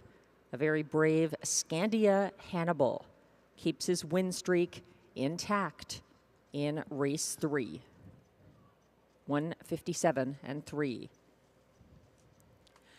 Now on your screens, judges are reviewing this race footage from race 3, where the 4 on the inside, Ready for Fun, put in some late steps. She's on the run here, so the AGCO judges are reviewing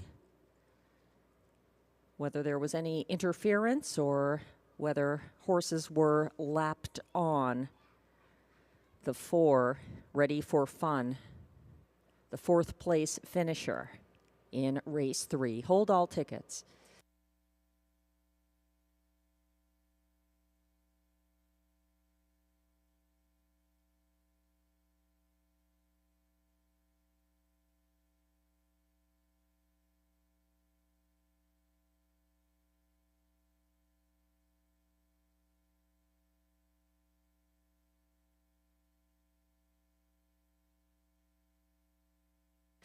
And the AGCO judges have just informed me there was no violation of the braking rule by the 4, Ready for Fun, who finished 4th and will remain 4th. No change to the order of finish, 1-3-7-4 in race 3.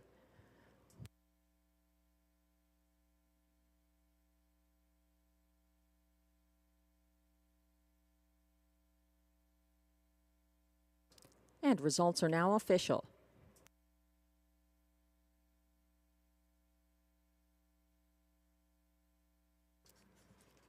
Prices are posted for race 3, or a semblance of prices.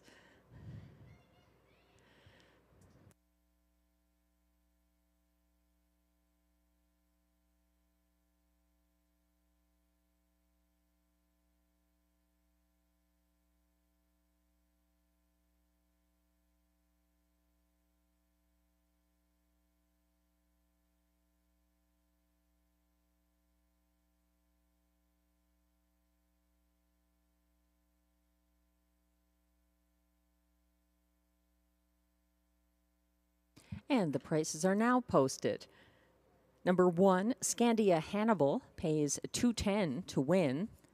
The 1-3 exactor, $2 ticket pays $22. It's $63.45 for the 137, $1 triactor, and $71.90 for the $1 superfecta 1374 combination.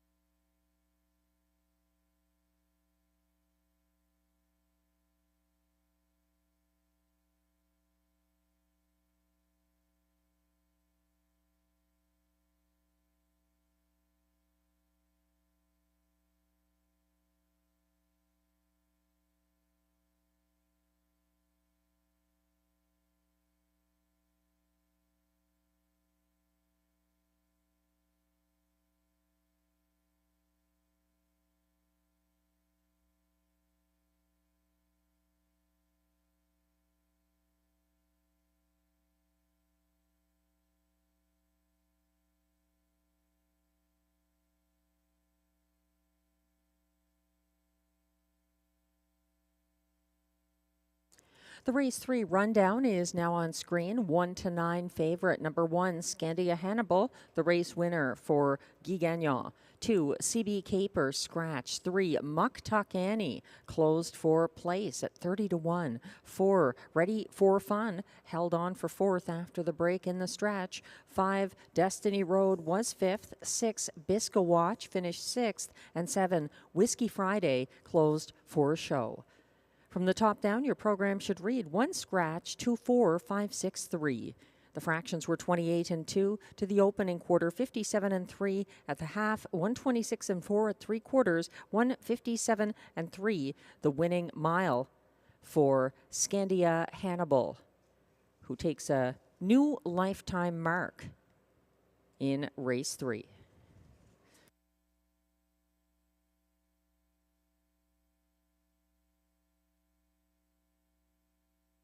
Happy birthday, Farron. Hope you're enjoying your evening. All the best to you from all of us at Rideau Carleton.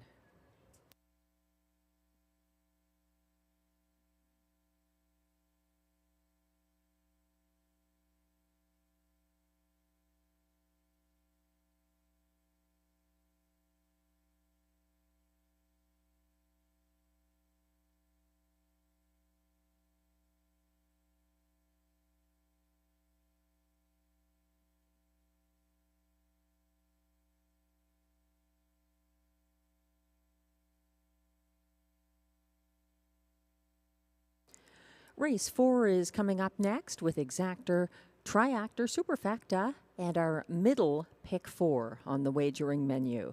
No changes in race 4 or 5 or 6. If you happen to be playing the pick 4 that begins here in race 4, though, take note there is a bridle change in race 7 on 1. No time at all, going from blinkers to blind in the last leg. That's the one in race 7, blinkers to blind. Focusing on race 4, however, Glenn Pearson sees it the way I do. Irresistible is irresistible. From post 4, he's 4-5 favorite at the moment for Mandy Archer and Robert Shepard, coming in off of that mile last Tuesday, where he was closing late in the field's fastest last quarter after getting away off stride momentarily and losing a lot of ground early in the race. He was a beaten 1-9 favorite, coming back here, and 4-5 at the moment on 4, Irresistible. In the place spot, Glenn is looking to Guy Gagnon with his own trainee, number 6, Conquest Sealster. I'm going to the rail and Beach Roller, who, with the right trip, I think even poses a threat to the 4, Irresistible. A strong partnership this season. Marie-Claude Auger getting the catch drive on Beach Roller after Ryan Guy moved on to Moonwalker after winning with Beach Roller here August 25th. Marie-Claude Auger has not missed the Rideau Exactor, with Beach Roller currently at 7-2 from the rail. Beach Roller is Glenn's third choice in his ticket. I have Dakota Senna in that spot, coming in off a narrow defeat after cutting the fractions here last Tuesday for trainer-driver Stéphane Pouliot. Glenn has Dakota Senna completing his superfecta in the 4th position. And that's where I have the 3, Howmac Victor, who had that 22-1 victory for Jimmy Gagnon and Vic Putty last Tuesday, getting that upset in his first start, his first winning start since his comeback. He hadn't raced since July 21st. He qualified September 15th and got that win in his 3rd try after the qualifier. That's Howmac Victor, 13-1 from post 3, as the field comes on track for the race 4 post parade.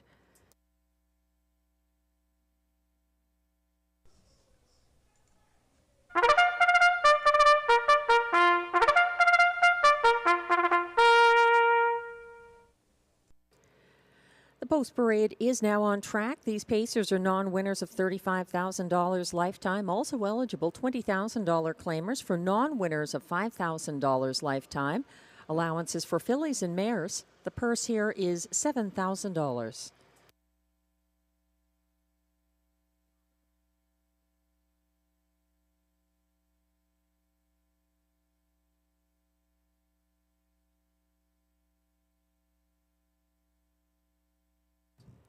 Leading the post parade, number 1 is Beach Roller, owned and trained by Gilbert Mercier, driven by Marie-Claude Auger.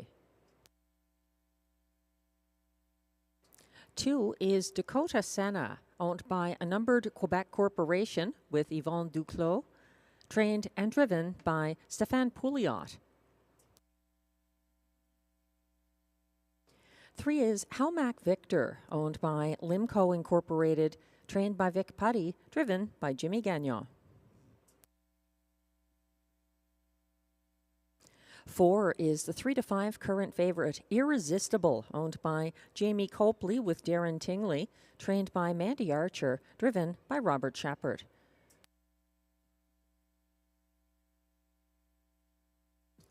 5 is Little Diamond, owned by Richard Desrosiers with André Desrochers, trained by Guy Waugh, driven by William Waugh.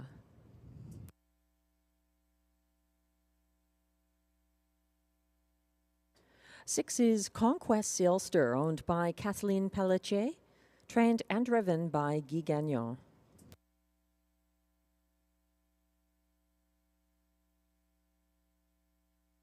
And completing this field from post 7, Arizona Jackson, owned by Robin Morley, trained by Kara Stacy, and driven by Clark Stacy.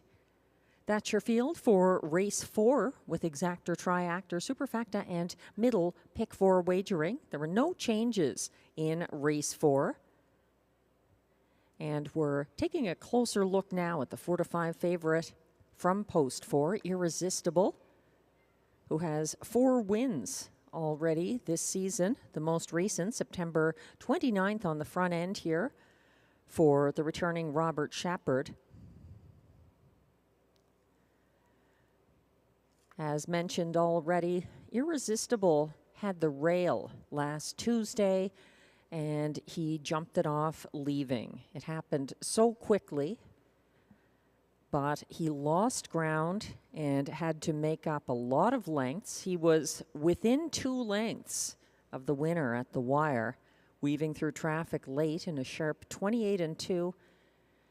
And he was individually timed in 1:56.2 in that mile, which was won in 1:56 flat by Haumac Victor, who enjoyed a perfect pocket trip for Vic Putty and Jimmy Gagnon.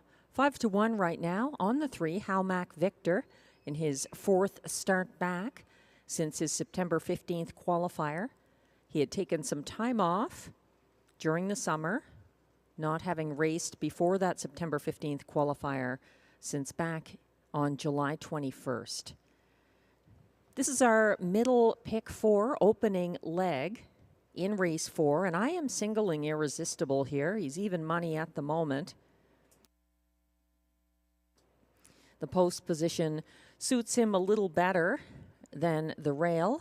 I think he's less likely to break. That wasn't a common thing for this horse to do.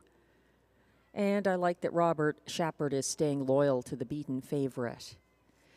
In race 5, it's a fairly deep field. Sunshine Love coming in off a recent win on Tuesday. He was a transportation scratch Thursday. Also the 7 here, Always Your Way, ultra consistent and winning in his last start from post 7 for Jimmy Gagnon and trainer Jamie Johnson. I'm also using the 5, Sunny Bow, for Stefan Pouliot. He was a breaker last start from post 7 and draws better. He was a winner from post 6 on September 29th. And then the dog in the fight moving from the second tier to the front tier for trainer-driver Guy Gagnon. So in race 5, I'm diversifying.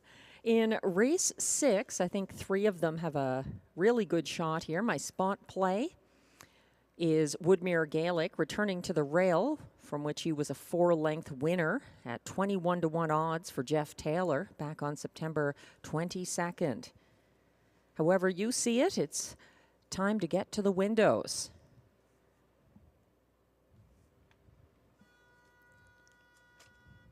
The starter has called the race 4 pacers to kick off our middle pick 4 on this Sunday night at Rideau Carleton.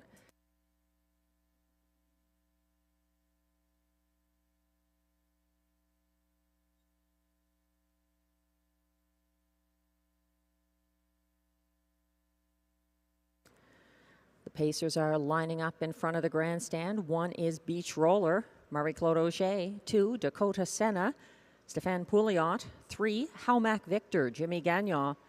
4, Irresistible for Robert Shepard. 5, Little Diamond, William Waugh. 6, Conquest Sealster, Guy Gagnon. And on the outside is the 7, Arizona Jackson for Clark Stacy. They're on the turn with Beach Roller a couple of lengths behind the rest, timing the gate as they head on to the backstretch and approach the start for race 4.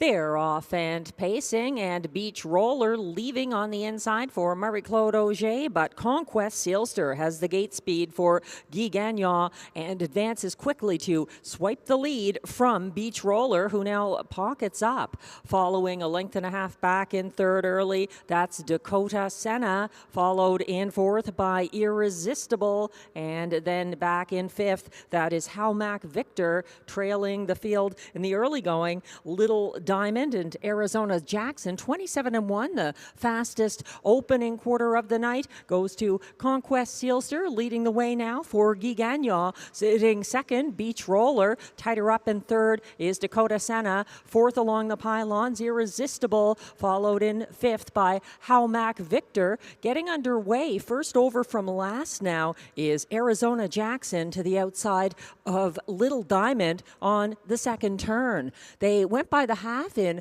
56-4, still led by Conquest Sealster. Out there by a length and a half, Beach Roller is in the pocket, and here comes the first overbid by Dakota Senna, which is stalling. He is outside of Beach Roller, matching strides momentarily, but not going any further. 1-5 favorite Irresistible tightens up from fourth and looks to go three wide now at three quarters, reached in 1:24.4. Conquest Sealster still leading the way as Irresistible finds another gear for Robert Shepard and looks to chase that leader down the stretch. Irresistible hunting Conquest Sealster, and they're matching strides down the center of the track. Irresistible fighting hard to get ahead of Conquest Sealster. It's a tight battle to the wire, won by a head by Irresistible over Conquest Sealster. It may have been Beach Roller for show in 1:54.4.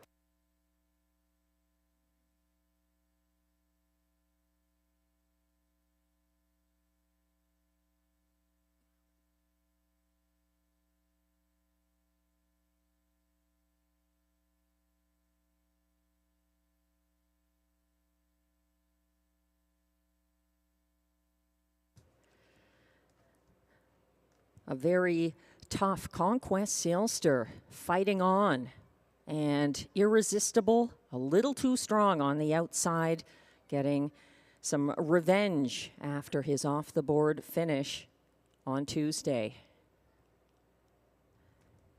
A great stretch battle in race 4.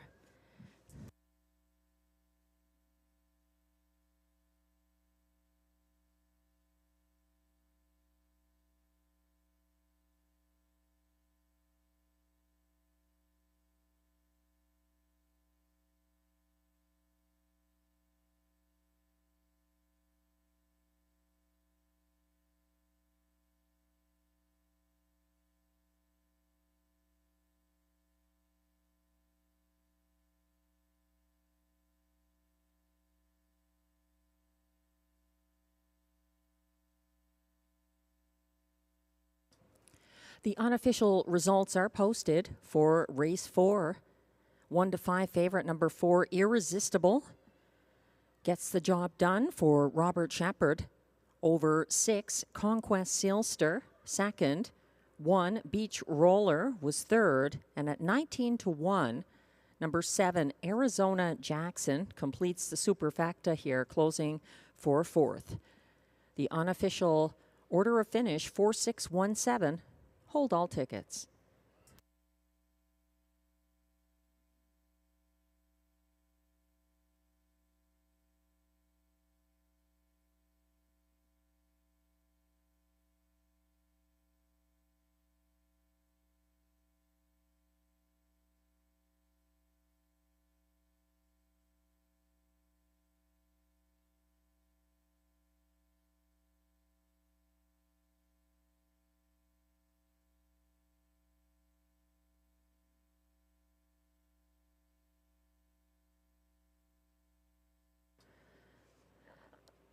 Now coming back to the Rideau Carleton winner's circle. Unofficial race 4 winner, number 4, Irresistible, a 4-year-old big gelding by Better's Delight out of Izzy, Hanover. Owned by Jamie Copley of Kenmore, Ontario, with Darren Tingley of Wendover, Ontario. Irresistible was bred by Marvin Katz and Sam Goldband with Al Libfeld of Ontario. Trained by Mandy Archer. Driven to victory by Robert Shepard. 154 and 4. It's the 5th win of the season for Irresistible.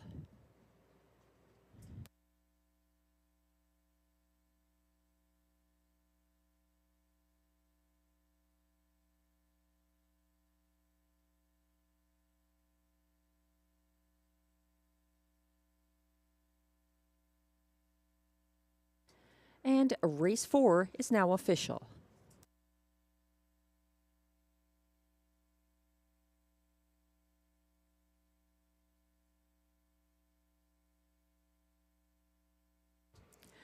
Prices are posted for race 4. Number 4, Irresistible, pays $2.50 to win. The $2 exactor 4-6 returns $13.20. It's $36.75 for the $1 triactor 461 and $214.55 for the $1 superfecta 4617.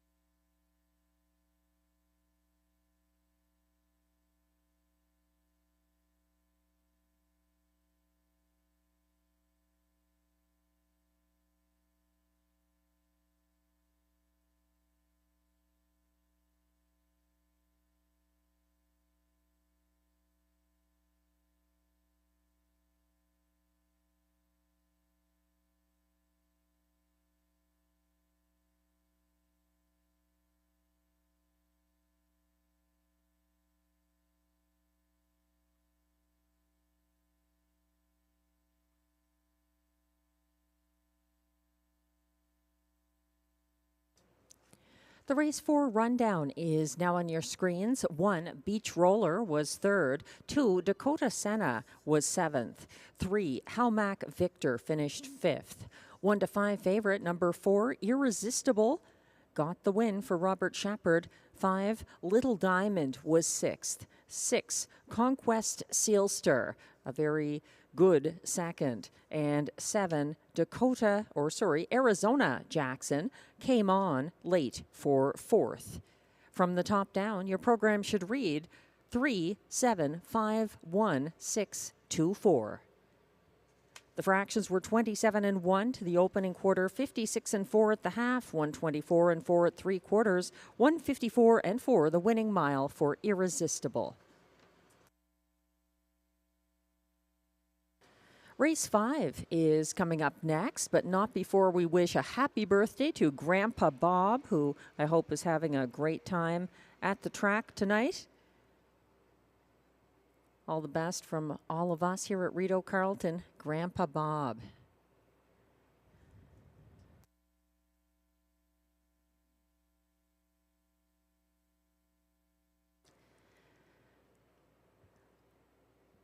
Race 5 is next with exactor, triactor, superfecta, and pick 3 wagering.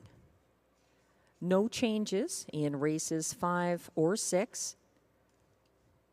As previously mentioned, if you are playing the pick 3 that kicks off in race 5, there is a bridle change in race 7, the last leg of that pick 3. It's on the 1, No Time at All in race 7, who goes from blinkers to blind.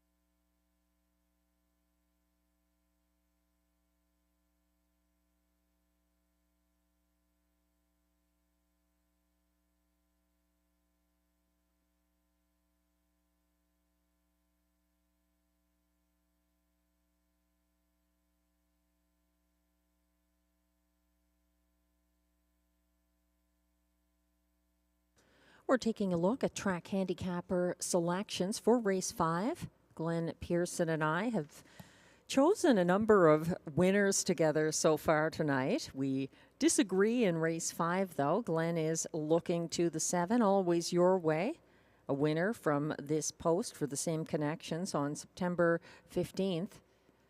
I went with 5, Sunny Bow, who gets some post relief and put in some bad steps early last Tuesday. I think he deserves forgiveness. He was a winner at the same claiming tag September 29th from post 6. Glenn has the 1, Sunshine Love, for Stefan Meyer and driver Mike Healy in the place spot. I'm using him in the show spot. He was a transportation scratch on Thursday, but a winner from Off the Pace on October 8th, the Tuesday. Getting a little bit of class relief here as well from where he would have been had he raced on Thursday. I am using Always Your Way for place ahead of Sunshine Love, my show horse in the show spot. Glenn has 5, Sunny Bow, and we both complete our Superfecta tickets with 3, The Dog in the Fight, moving back to the front tier after that 6th place finish on Tuesday. The second tier start didn't help his cause, but neither did getting parked. So the Dog in the Fight could be showing a little more fight from post 3. He's 7-1 at the moment, as the betting public agrees that 5, Sunny Bow, deserves top billing. He's 4-5 here as the post parade is coming on track for race 5.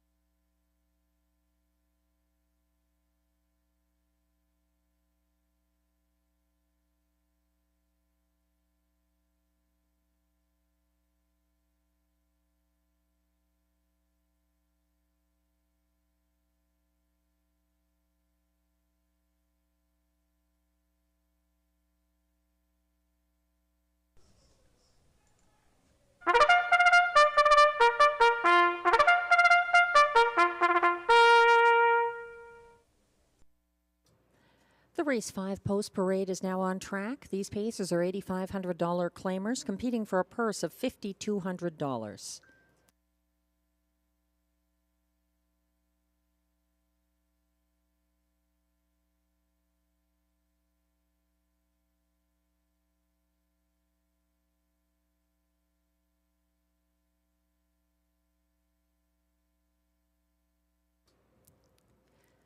One is Sunshine Love, owned by Kristen Trudeau, trained by Stefan Meyer, driven by Mike Healy.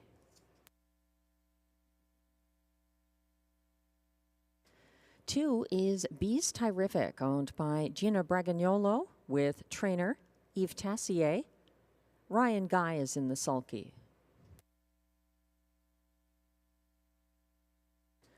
3 is current 6-5 favorite, The Dog in the Fight, owned by Gestillon Louis La Tulipe, trained and driven by Guy Gagnon. 4 is Giddy Up Max, owned by David Shea, trained by Vic Putty, driven by William Waugh.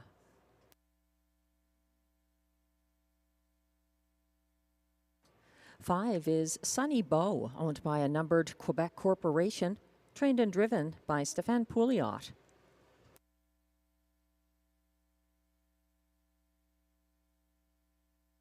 6 is John Snow, owned by Rachel Burns, trained by Mike Armstrong, and driven by Mike Armstrong.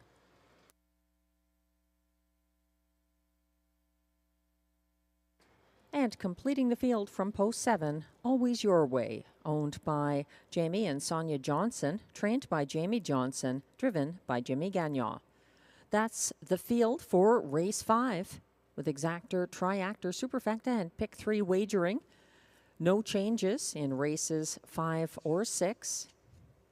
And again, the only change in this pick 3 sequence is the bridle change on the 1 in race 7. No time at all. We're taking a closer look at the current 7-5 favorite from post 3, The Dog in the Fight, who wasn't able to put up much of a fight from the second tier in his most recent start. He settled 6th early Tuesday. He had a second over move on the turn, the second turn, to follow first over Giddy Up Max. He got caught behind retreating cover on the backstretch and lost ground late. That's The Dog in the Fight, with a frontier post position for Guy Gagnon tonight. And it's been a good night for Guy Gagnon with some driving wins already. Scandia Hannibal coming through after a very game effort in race 2, and a winning catch drive in race 1 on the 14-1 shot Sundance Leo. Guy Gagnon driving The Dog in the Fight here. I would tend to include any horses driven by Guy Gagnon. He's got the hot hands tonight with 2 wins and 2 place finishes in the first 4 races. 3-2 right now on his trainee, The Dog in the Fight, from post 3.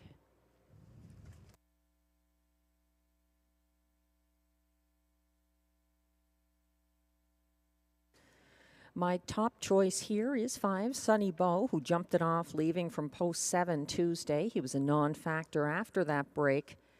He gets post relief. He's a front-end loving kind of horse who wired for Stéphane Pouliot here September 29th in his seasonal best, 154 flat. 5-2 right now on Glenn's top selection. The 7, Always Your Way, who won from post 7 at this same claiming level on September 15th. That was his latest victory. He had a pocket ride behind the 2 good winner, Beef and Cheddar, here on Tuesday. That's the 7, Always Your Way.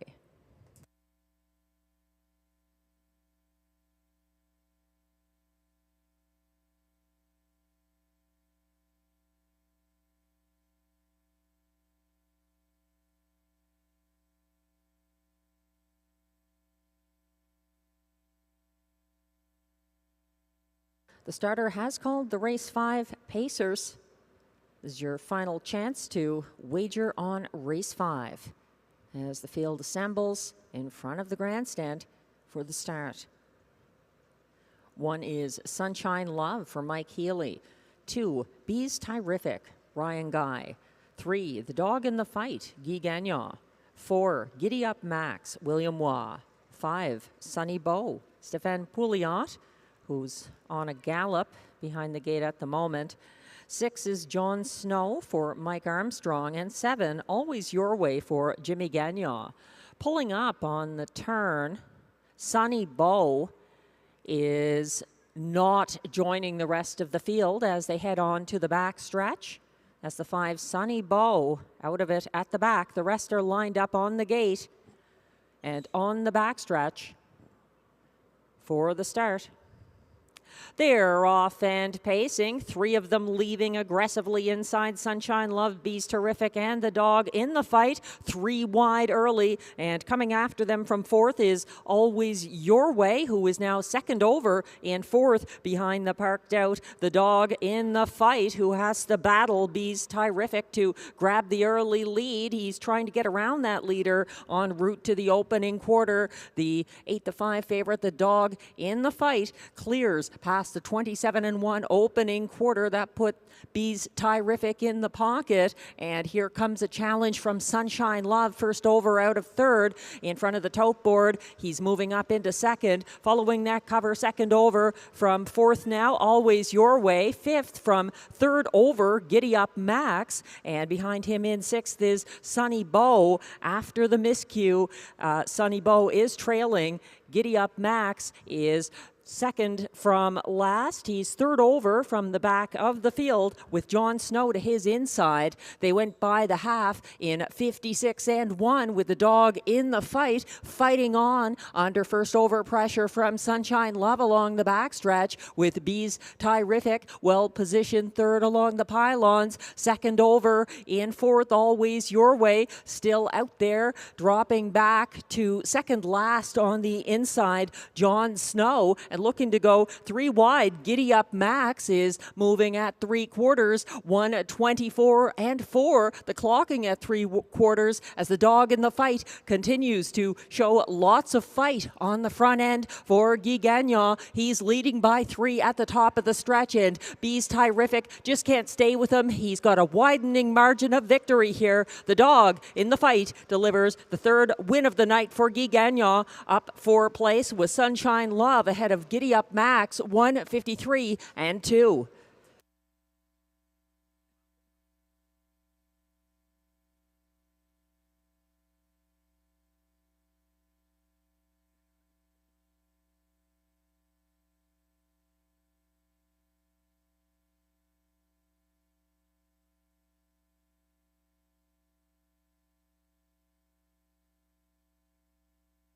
The AGCO judges have just informed me there's an inquiry on whether 5 Sunny Bow received a fair start or not.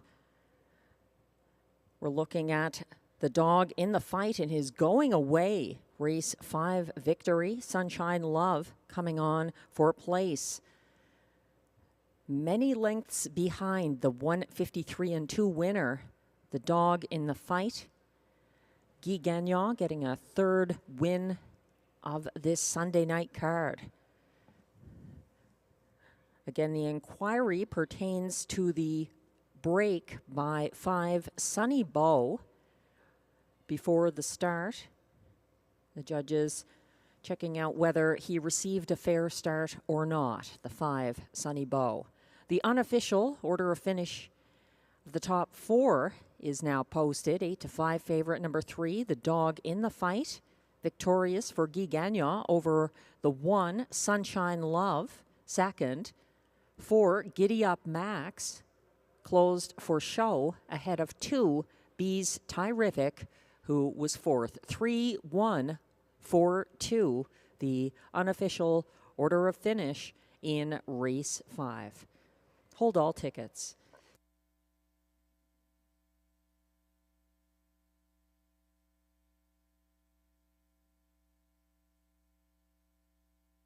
Once again, that inquiry posted doesn't pertain to any of the top 4 finishers. It has to do with 5 Sunny Bow and whether he received a fair start in race 5.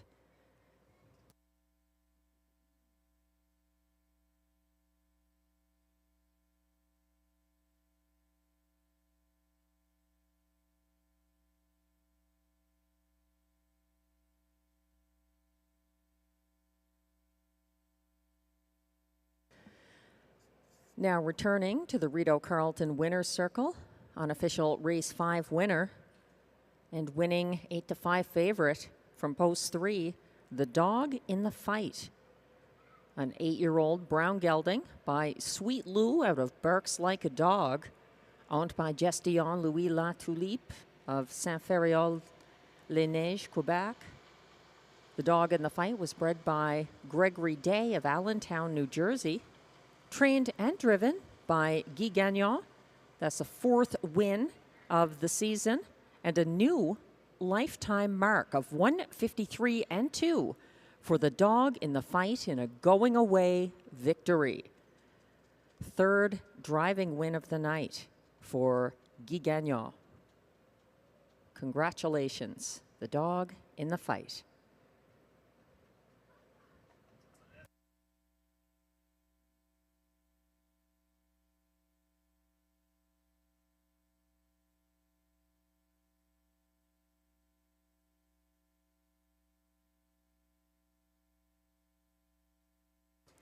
The AGCO judges have let me know that there will be a full parimutuel refund on 5 Sunny Bow. As now shown on screen, he had not reached the fair start pole. He was on a break on the turn and still getting settled down. He had not reached the fair start pole when the others were there. So a full parimutuel refund on number 5, Sunny Bow in race 5.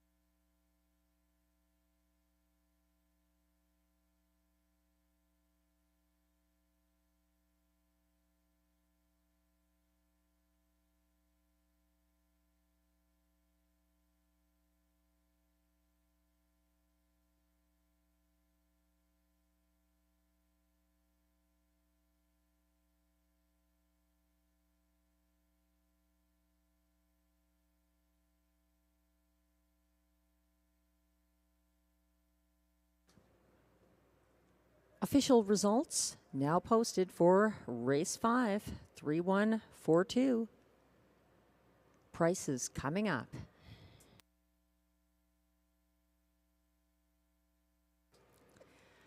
Three, the Dog in the Fight returns $4.50 to win. The $2 exactor, 3-1, pays $12. It's $31.35 for the 3-1-4 triactor.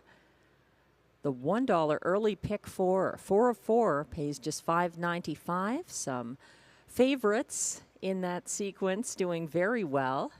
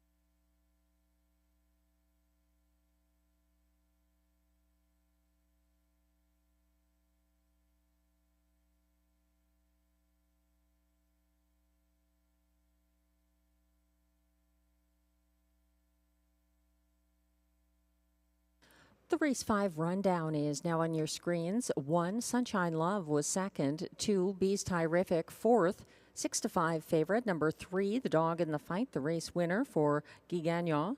4, Giddy Up Max was third. 5, Sunny Bow finished seventh, but was a complete parimutuel refund due to not having reached the Fair Start pole. 6, John Snow was sixth, and 7, Always Your Way finished fifth. From the top down, 2, 4, 1, 3, 7, 6, 5. The fractions were 27-1 to the quarter, 56-1 at the half, 124-4 at 3/4, 153-2 the winning mile, and a new lifetime mark for the Dog in the Fight. Just returning to some prices for race 5, the $2 exactor. 3-1 returned $12. And taking a look at the 20-cent payout on the triactor, that returned $6.27 for the 3-1-4 20-cent triactor. The 20-cent superfecta 3-1-4-2 returned $14.62.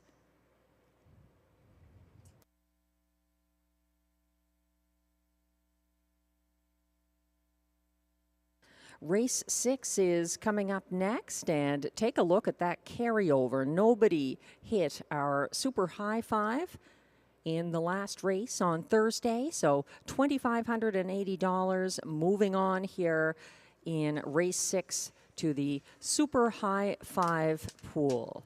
There's also exactor, triactor, and pick 5 wagering on race 6 coming up next with no changes and a favorite from a very low percentage post position. Beef and Cheddar 2-1 from post 8. Co-favorite from post 3 is St. Lad's Beat It for Patrick Dillon and Ryan Guy. That one moving in from post 8. So it sets up for a great wagering race in race 6. There are no changes in race 6.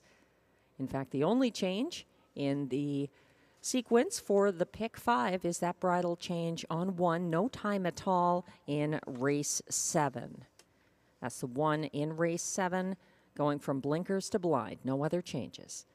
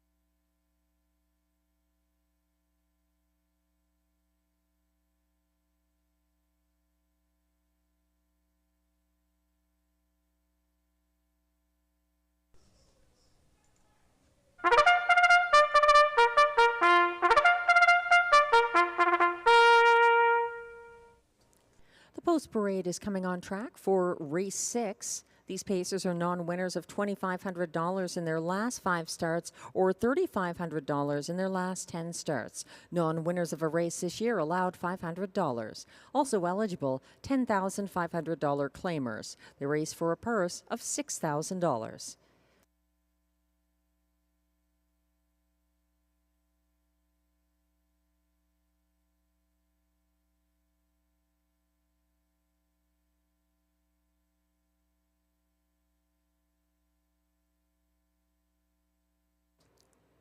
One is Woodmere Gaelic, owned by Antonio DeMario with Antonio Belfiore, trained by Steve Bellil, driven by Jeff Taylor.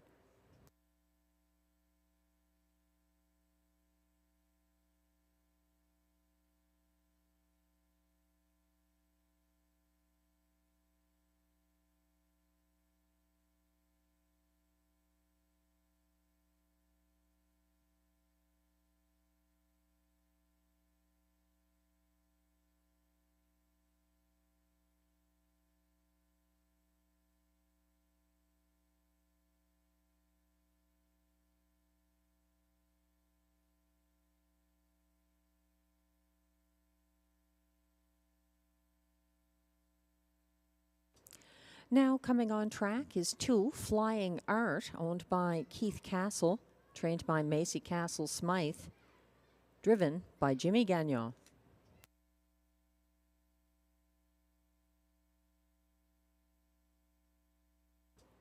Three is current co-favorite at odds of 2-1, St. Lad's Beat It, owned and trained by Patrick Dillon, co-owned by Patty Hoskin and Steve McGill, driven by Ryan Guy.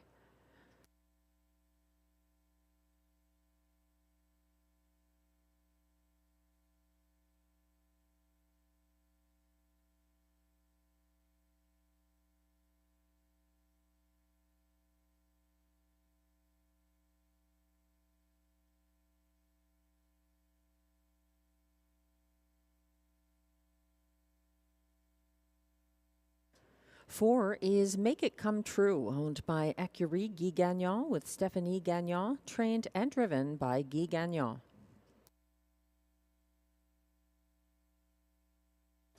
Five is Silverado, owned and trained by Wayne Laviolette, driven by Pascal Berube.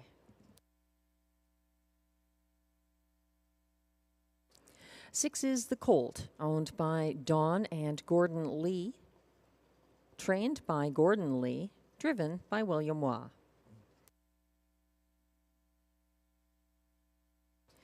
Seven is Time to Dancing, owned by a numbered Quebec corporation, trained and driven by Stéphane Pouliot.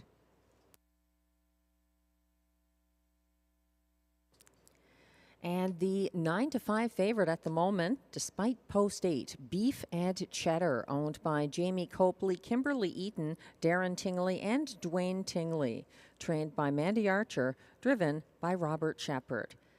That's the field for race 6 with exactor, triactor, pick 5, and high 5 wagering. And we've got that carryover in the high 5, making it even more worth investing here in race 6. A little extra incentive, $2,580, the super high 5 carryover. We're taking a look at the 2-1 favorite from post 8. That's Beef and Cheddar, who wired from post 2 in $8,500 claiming company here last Tuesday for the returning Robert Shepard. It's a decidedly different post position for Beef and Cheddar, but he does have gate speed. He has won from this post before at Rideau Carleton. Back on August 25th, a front-end victory from post 8. He's slightly up in class here. And the post position is definitely not ideal, but he's getting considerable support, 5-2 at the moment, Beef and Cheddar. Wagering has shifted somewhat. The 3, St. Lad's Beat It, getting some attention. He gets serious post relief after Tuesday's second consecutive Rideau start for Ryan Guy and Patrick Dillon.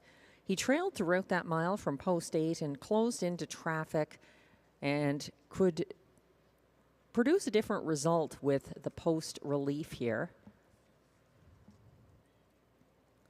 Make It Come True, the 4 is now the 2-1 favorite. Understandably, Guy Gagnon not missing the exactor tonight in any of the first 5 races. And going away, lifetime best victory for the dog in the fight in race 5 for Guy Gagnon. Make it come true. Pocketed up loosely behind early leader Dylan's Bank here Tuesday and was overtaken strides from the wire by closers after pulling the pocket late. That's the 4, Make It Come True, who is co-favorite at odds of 2-1 here, and a top selection of Glenn Pearson. They're going to be headed behind the gate here very shortly. It's a great time to tap into that carryover in the Super High 5. Just pick the top 5 finishers in order in race 6. 20-cent minimum. The starter has called the field for race 6. This is your last chance to take advantage of that carryover in the Super High 5 or play the one and only pick 5.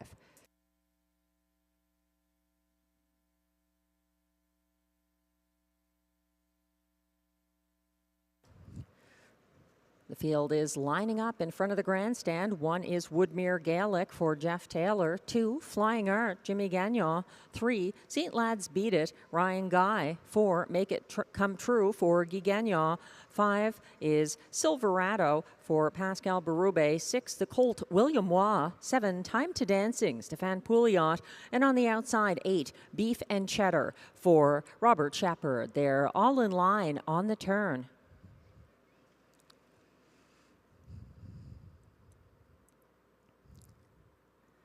The Pacers are headed onto the backstretch for the start of race 6 and the pick 5.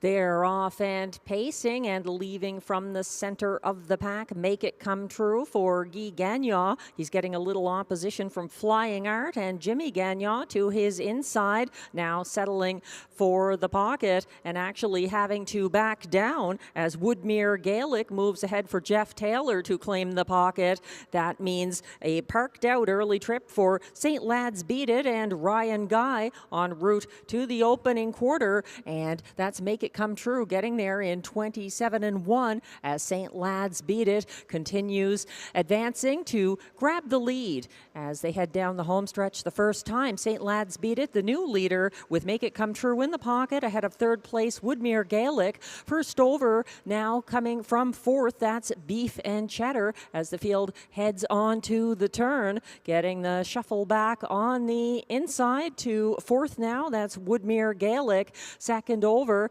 and gaining ground on the backstretch following cover of Challenger Flying Art is out there. They went by the halfway point in 56-4. St. Lads Beat It is on the inside, and he is fighting off a tough Beef and Cheddar, who is first over second at the moment, moving up the inside third. Make It Come True. That is Silverado, who is coming on second over from 4th. 3/4 reached in 125 flat. Following on the pylons in 5th is Woodmere Gaelic. Behind him, the Colt is coming on wide from the back late. That's Time to Dancing, trying to get involved. Flying Art is out of the picture. Coming on down the stretch, it's St. Lads Beat It, trying to see this through. He's out there by 3 lengths. Make It Come True coming on late for place. St. Lads Beat It finishes ahead of Make It Come True. Woodmere Gaelic for show 153-4.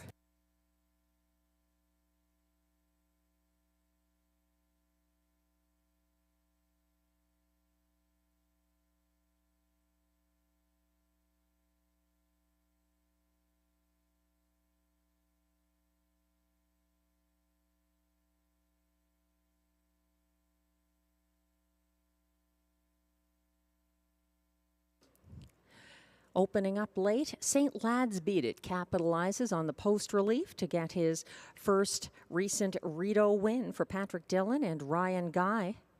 153-4, a sharp effort in a seasonal best victory in race 6.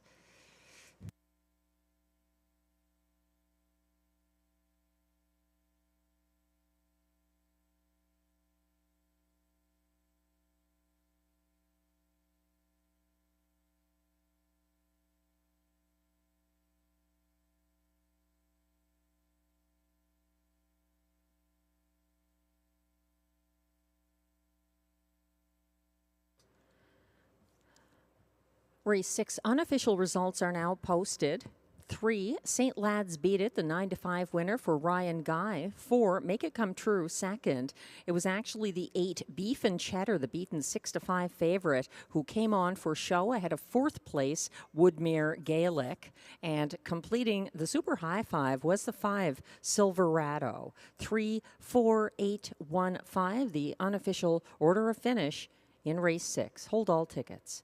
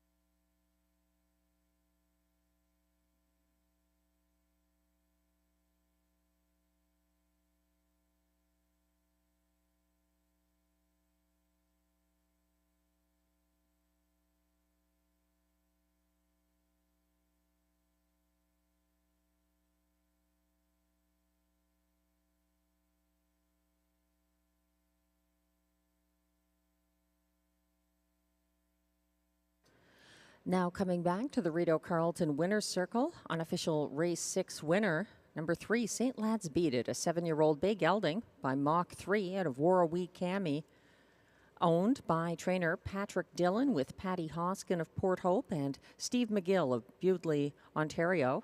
St. Lad's Beat It was bred by St. Lad's Farm of Ruscombe Station, Ontario. Driven to his 2nd win this year by Flyin' Ryan Guy in a seasonal best, 153 and 4. St. Lad's Beat It, the official winner of race 6.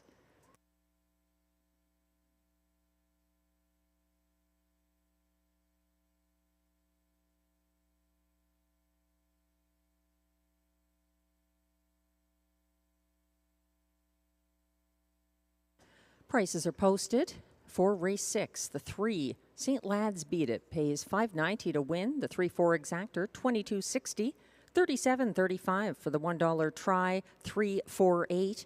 And the 20-cent Super High Five returns $102.12 for the 3-4-8-1-5 20-cent Super High Five ticket.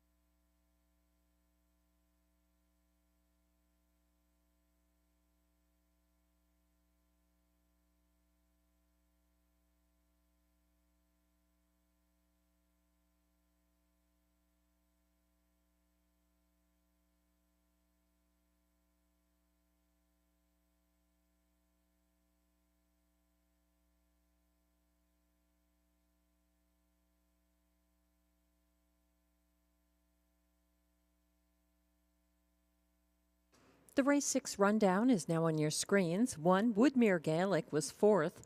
2, Flying Art finished 8th.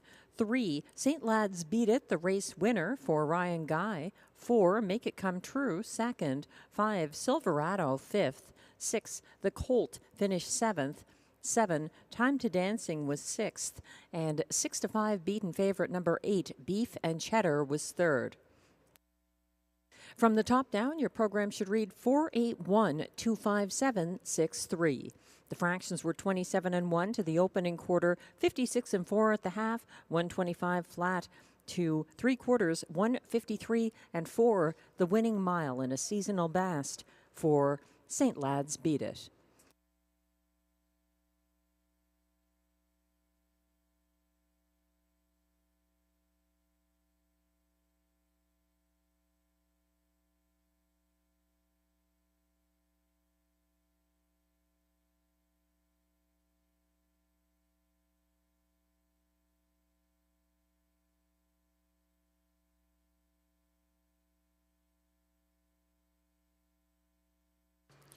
Race 7 is coming up next, with the only change of the remainder of the card being the bridle change on 1, No Time at All, going blinkers to blind.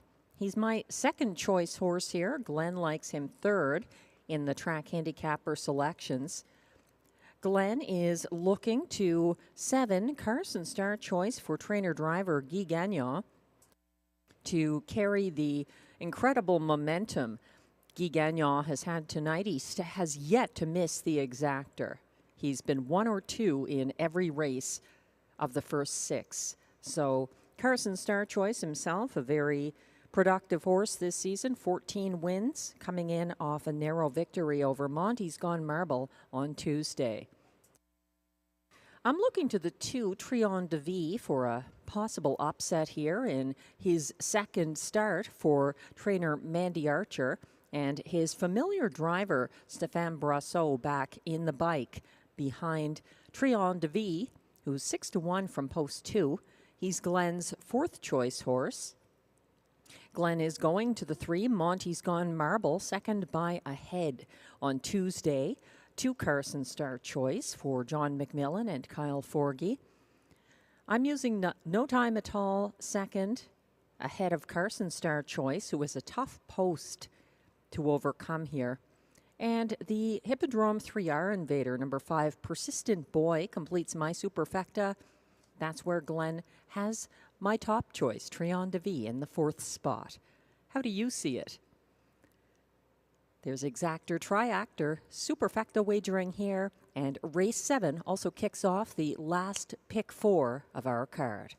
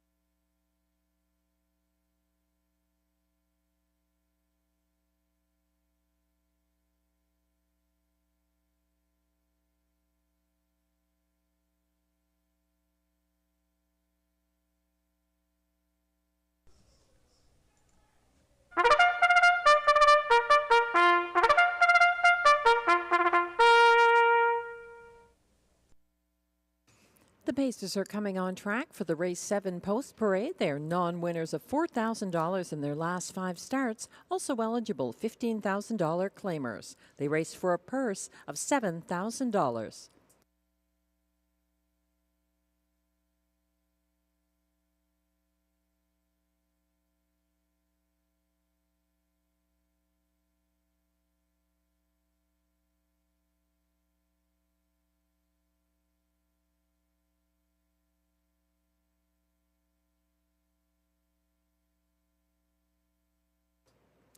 1 is No Time at All, owned by Jean Allaire, with Gina Bragagnolo and trainer Yves Tessier.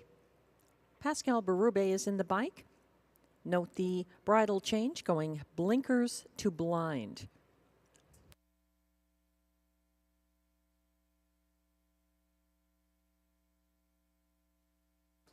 Two is Trion de Vie, owned by Jamie Copley, Kimberly Eaton, Darren Tingley, and Dwayne Tingley.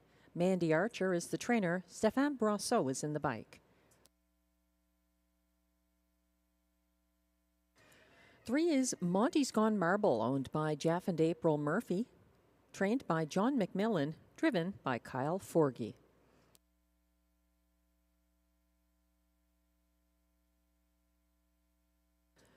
4 is Mockart in Motion, owned and trained by Wayne Catherwood, driven by Marie-Claude Auger.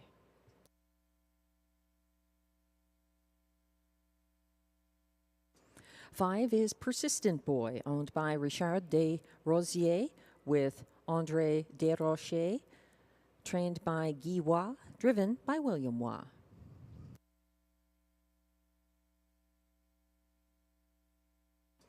6 is 88 Fingers Louie, owned by trainer-driver Ryan Guy with co-owner Sharon Christie.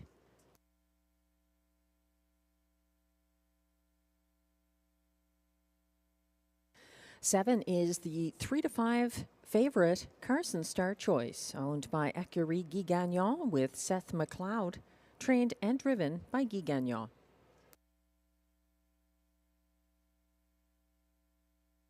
And completing the field from post 8, GA Speed Joey, owned by Alain Carrier, trained by Isabelle Darvaux, driven by Robert Shepard. That's the field for race 7. No changes other than blinkers to blind bridle on the 1, No Time at All. And no changes if you are playing the pick 4 that kicks off here in race 7. There were no changes on the remaining legs of the pick 4. There's also exactor, triactor, and superfecta wagering here.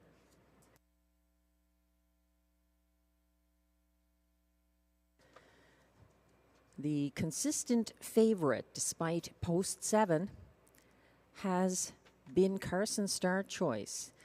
He backed down behind early leader Howie's Man in his most recent start last Tuesday.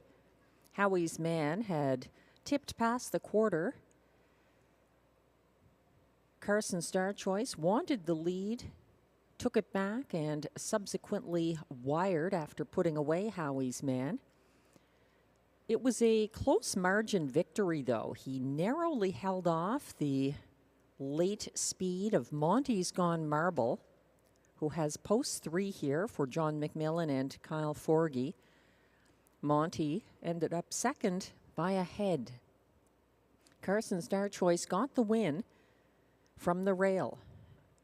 So post position may factor into it here, although it's been an excellent season for Carson Star Choice, who joined the Guy Gagnon stable this season and has 14 wins from 37 starts.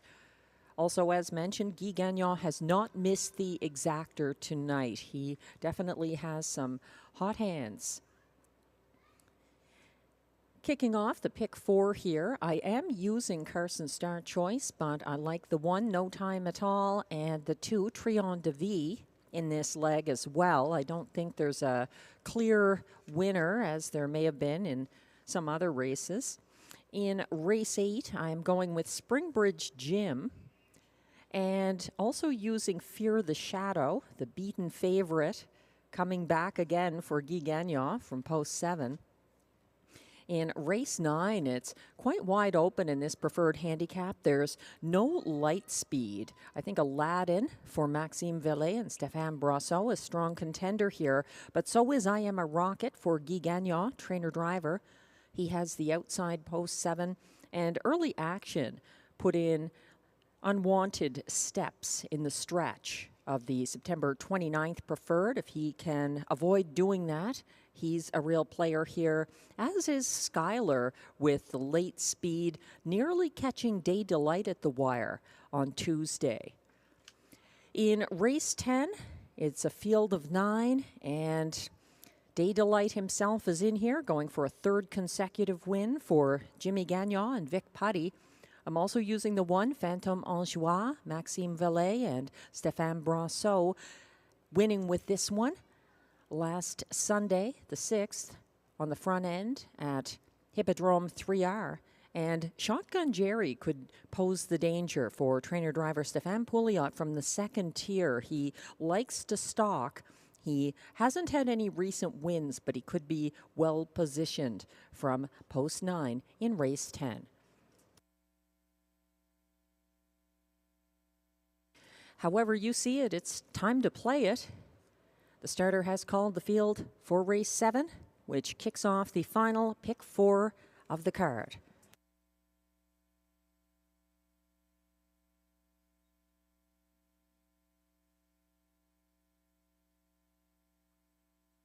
The Pacers are lining up. 1 is No Time at All for Pascal Berube. 2, Triomphe de Vie, Stéphane Brasseau. 3, Monty's Gone Marble for Kyle Forgy. 4 is Mock Art in Motion, Marie-Claude Auger. 5, Persistent Boy for William Waugh. 6, 88 Fingers Louis, Ryan Guy. 7, Carson Star Choice for Guy Gagnon. And on the outside, 8, GA Speed Joey, Robert Shepard. They're on the turn, headed onto the backstretch.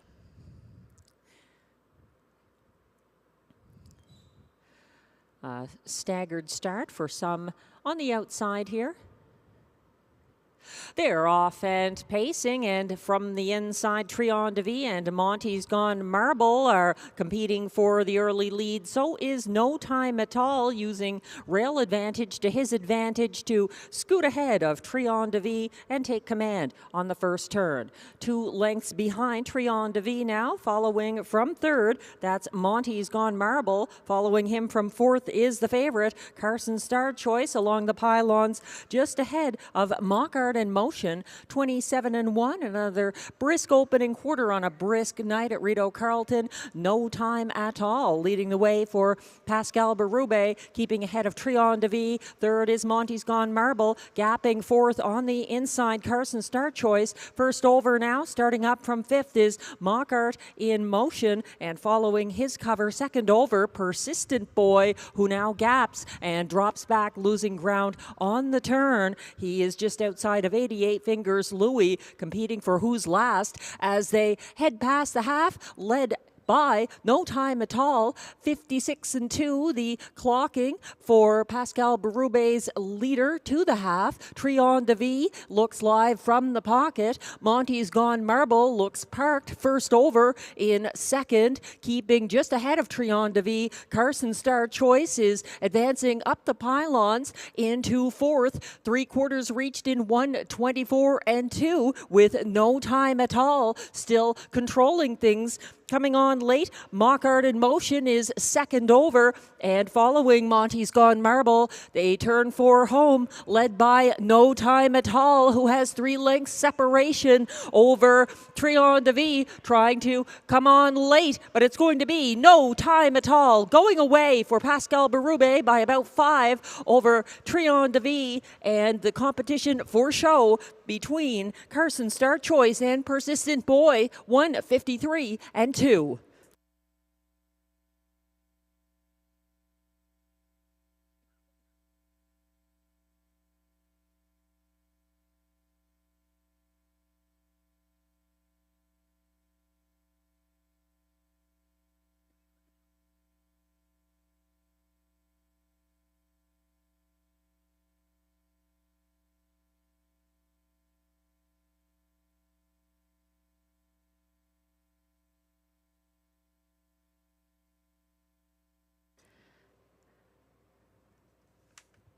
The bridle change must have been to his liking. It's a going away victory, matching his seasonal best, 1:53-2.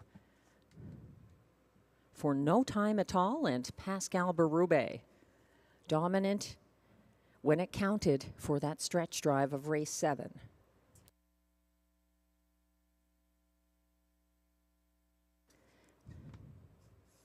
At the last flash, the 1 No Time at All became the 6-5 favorite, and he rewards his backers. And Pascal Berube with that win. Second, 2 Trion de Vie. In the battle for show, it went to early favorite number 7, Carson Star Choice. 5 Persistent Boy finished 4th. The unofficial order of finish for the top 4 of race 7, 1, 2, 7, 5. Hold all tickets.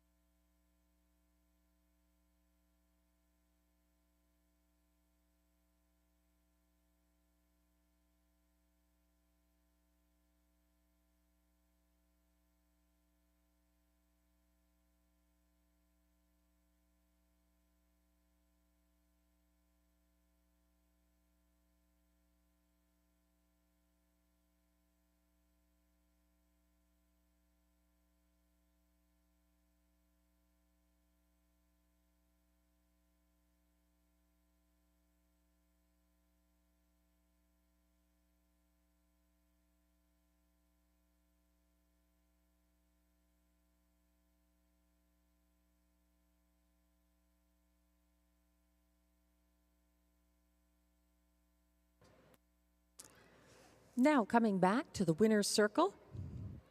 Unofficial race 7 winner, number 1, No Time at All. He's a 9-year-old bay gelding by Big Jim out of Shirley Hall. Owned by Jean Allaire with Gina Bragagnolo and Yves Tessier of Quebec. Yves Tessier trains. No Time at All was bred by Jean-Francois Gagné and Peter Van Segelen of Alberta with Carl Warner of British Columbia. Driven to victory by the drummer Pascal Berube, win number 6 this season, and he equals his seasonal best, 1:53-2. Going away, No Time at All.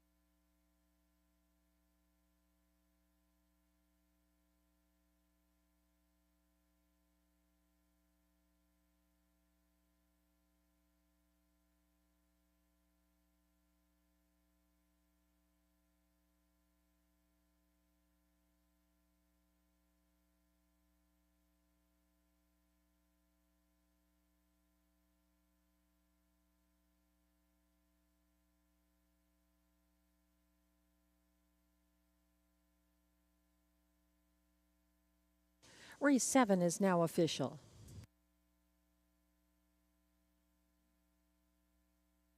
Prices are posted for race 7. 1 No Time at All returns $4.70 to win. The $2 exactor 1-2 pays $15.70. The $1 pick 3 of 3 returns $21.70. It's $31.65 for the $1 pick 4 of 4.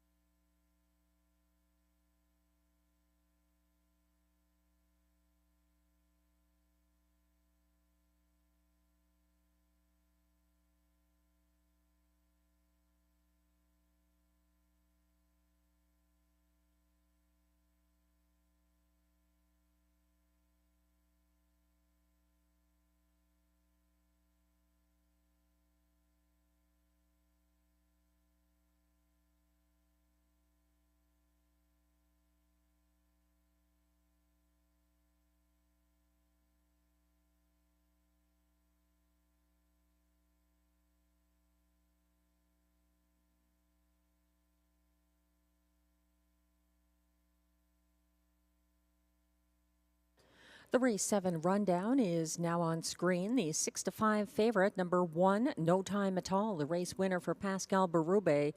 2, Trion de Vie, second. 3, Monty's Gone Marble, 7th. 4, Mock Art in Motion was 5th. 5, Persistent Boy was 4th. 6, 88 Fingers Louie, 8th. 7, Carson Star Choice finished 3rd. And 8, G8 Speed Joey finished 6th. From the top down, your program should read 127-54836. The fractions were 27 and 1 to the quarter, 56 and 2 at the half, 124 and 2 at 3/4, 153 and 2 the winning mile by No Time at All.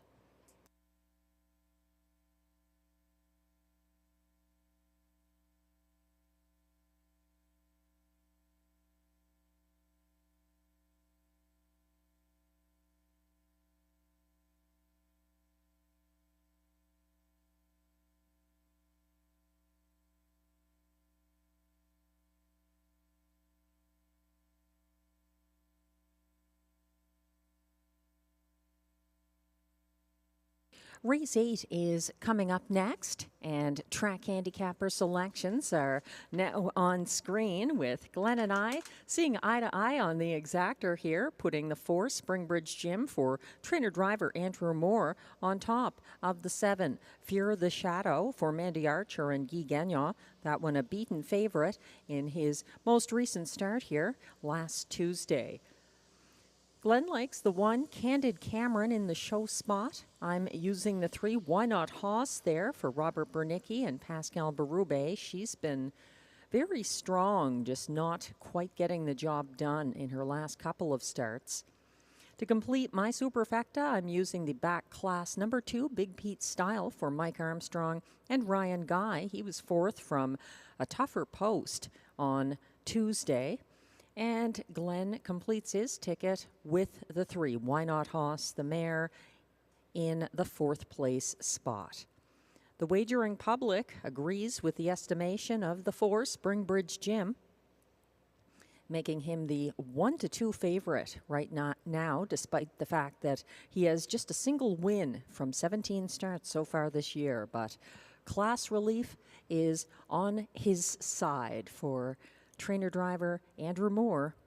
Number 4, Springbridge Gym, looks to be well positioned tonight in race 8.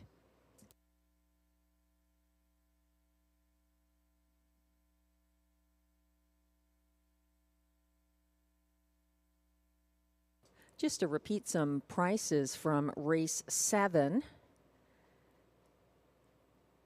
the $2 triactor there, 127, paid $30.10, and the $1 superfecta, 1275, paid $176.75.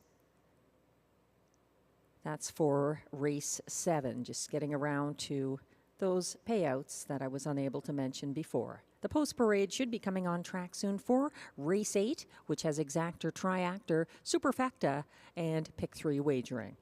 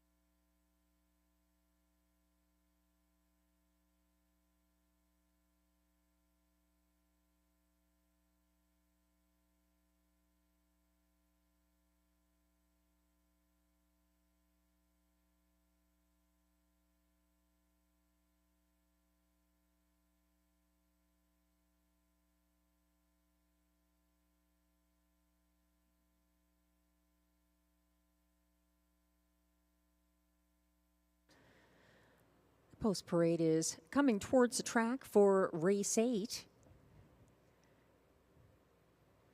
It's worth mentioning a good crowd was on track last night in the simulcast lounge for Tammy Forgey's on track, free to play Saturday night handicapping contest.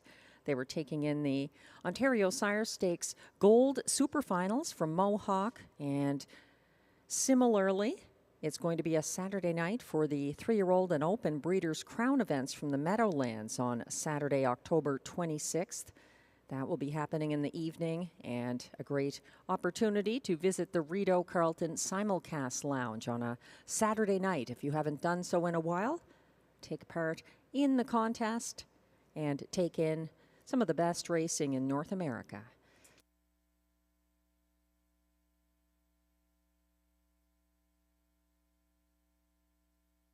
And I've just been informed that we did not have a winner in Tammy's contest last night. The jackpot was up to $1,200. It's going up again for next Saturday night here at Rideau Carleton. Tammy Forgey's free-to-play handicapping contest every Saturday evening in the Trackside Simulcast Lounge. So a building jackpot for next Saturday, October 20th.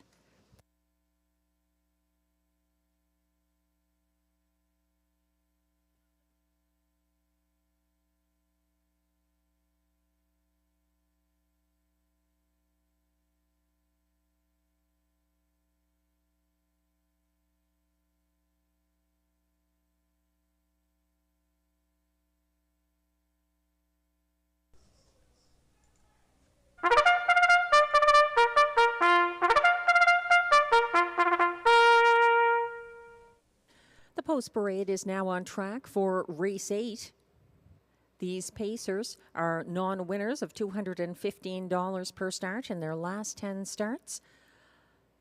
Also eligible, $8,500 claimers for non-winners of $2,550 in their last 5 starts. Allowances for fillies and mares. The purse here is $5,200.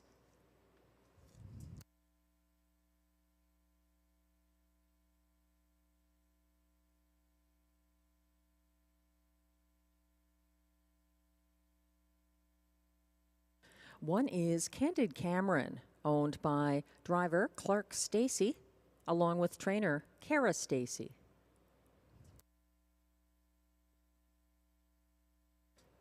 Two is Big Pete's Style, owned by Rachel Burns, trained by Mike Armstrong. Ryan Guy is in the sulky. 3 is Why Not Hoss, owned by trainer Robert Bernicki.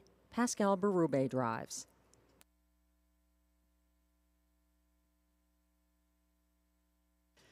Current 6-5 co-favorite, along with the 3 Why Not Hoss. It's the 4 Springbridge Gym, owned, trained, and driven by Andrew Moore, co-owned by Tommy Godfrey. 5 is Ally Flight, owned and trained by John McMillan, driven by Jimmy Gagnon.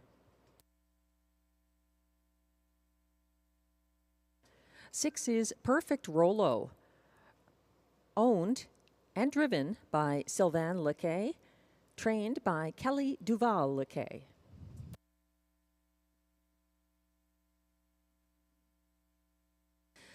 7 is Fear the Shadow, owned by Jamie Copley with Kimberly Eaton, Darren Tingley, and Dwayne Tingley, trained by Mandy Archer, driven by Guy Gagnon.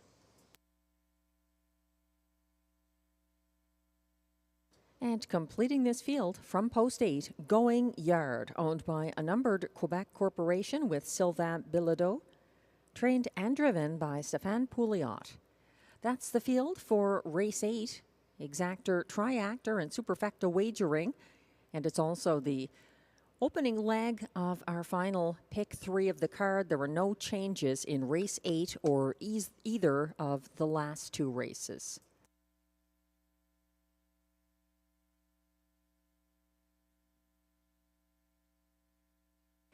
And I've just been informed that the Saturday night handicapping contest now has a jackpot of $1,300. So mark that down. next Saturday night in the Trackside Handicapping Lounge. Tammy Forgey's free-to-play on-track handicapping contest. In the meantime, we're handicapping race 8. The 4-5 favorite is now on screen. That's the 4 Springbridge Jim making a quick turnaround.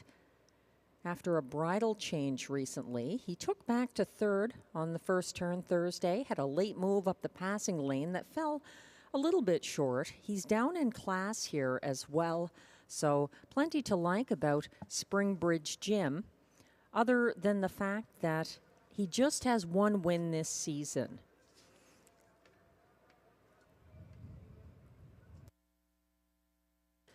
Another to consider here from post 7, 5-1 at the moment, is beaten 1-2 favorite, Fear the Shadow. He set the early pace here on Tuesday of last week, working to make front on the first turn and clearing Going Yard. At that point, Fear the Shadow was overtaken by Sunshine Love near 3/4 and tired late. He's got a tough post here, but retains Guy Gagnon as driver. That's 7. Fear the Shadow, 5-1 right now. 3, Why Not Hoss has been sharp lately. She had a ground-saving trip for show behind tougher mares here, October 3rd, stalking from third along the pylons throughout the mile. Why Not Hoss taking on the boys here, but not having to deal with some very consistent mares like Beach Journey and On the Road to Texas. The other to watch, especially on the Triactor and Superfecta front, is the 2 Big Pete Style getting significant post relief. He retreated to last off the gate Tuesday and was flying late up the inside path as other horses were tiring. That's the 2 Big Pete Style, 15-1 at the moment.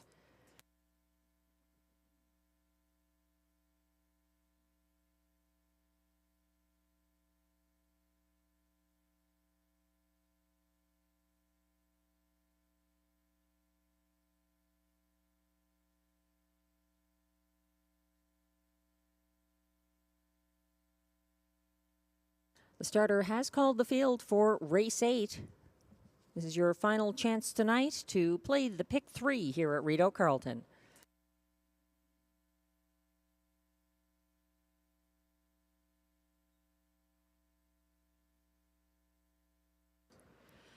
They're lining up in front of the grandstand. 1 is Candid Cameron for Clark Stacey.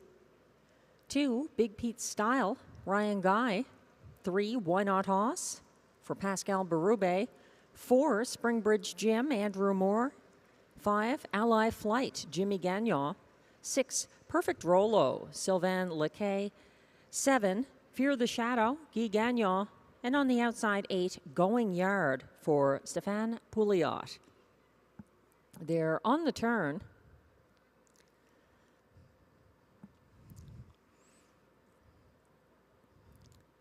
They're turning on to the backstretch.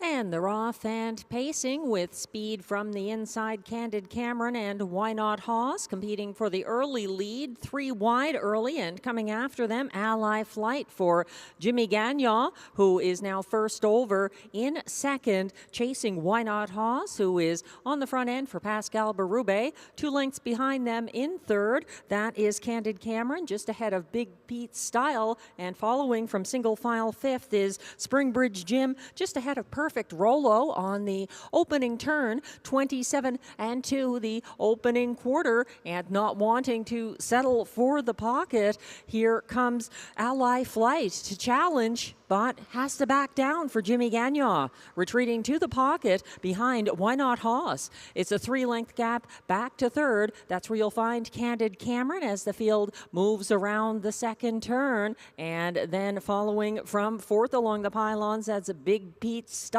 Style to his outside, advancing first over from fifth now. That's Fear the Shadow, 57-3, a 30-1 second panel breather for Why Not Haw, still leading by a length and a half. Ally Flight loosely in the pocket. On her outside is Candid Cameron coming on first over into second and towing fourth place Fear the Shadow into it. Second over from fourth, caught on the inside with nowhere to go. Further back, Big Pete Style in fifth. They went by 3/4 in 1:26.4. Still a 3-length lead for Why Not Haas, who has to fend off the late move from Fear the Shadow, who is charging late for Guy Gagnon. They're headed down the stretch. Why Not Haas still leading the way. Fear the Shadow on her outside and closing in. Fear the Shadow is going to make it win number 4 tonight for Guy Gagnon. Finishing second was Why Not Haas ahead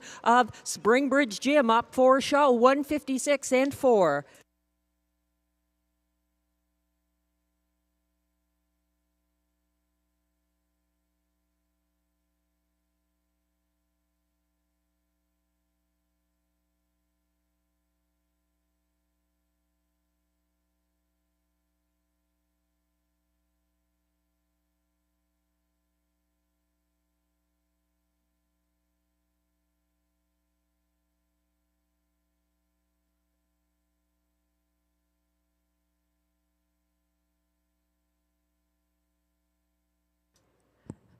Another competitive stretch battle with Why Not Haas battling back on the inside for Pascal Berube, but a strong performance for Fear the Shadow, the beaten favorite in his most recent start, coming on to get the win for Guy Gagnon. Coming on late for show there, Springbridge Gym for Andrew Moore.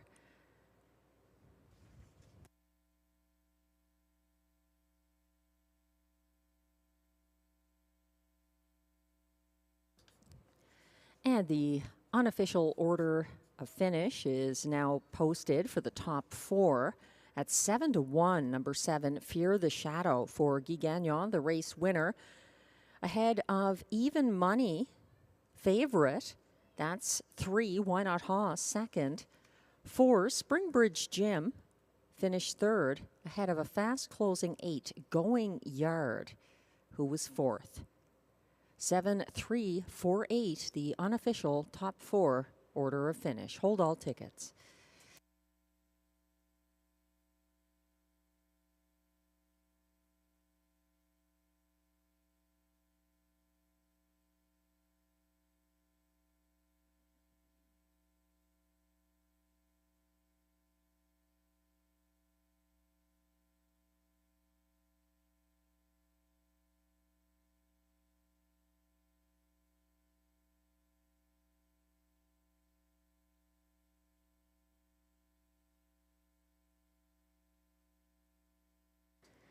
Guy Gagnon has had a great night, winning via placing with Sundance Leo in race 1, but continuing on to win race 3 with Scandia Hannibal, to win again in race 5 with the dog in the fight, and then coming back here to capture race 8 with Fear the Shadow at odds of 7-1. Number 7, Fear the Shadow, is a 7-year-old bay gelding by Shadow Play out of Balai Sealster, owned by Jamie Copley with Kimberly Eaton, Darren Tingley, and Dwayne Tingley. Fear the Shadow was bred by Harry Martin of Ontario, trained by Mandy Archer, and that's win number 4 of the night for Guy Gagnon. Win number 6 of the season for Fear the Shadow, 156.4.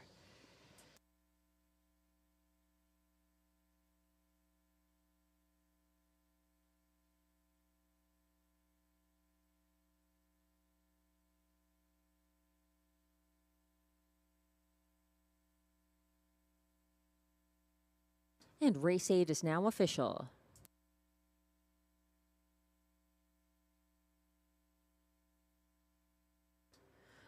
Prices are posted. 7, Fear the Shadow returns $17.70 to win. The $2 exactor 7-3 combination pays $60.30. It's $91.70 for the $1 try 7-3-4 and $548.20 for that $1 superfecta 7-3-4-8 combination.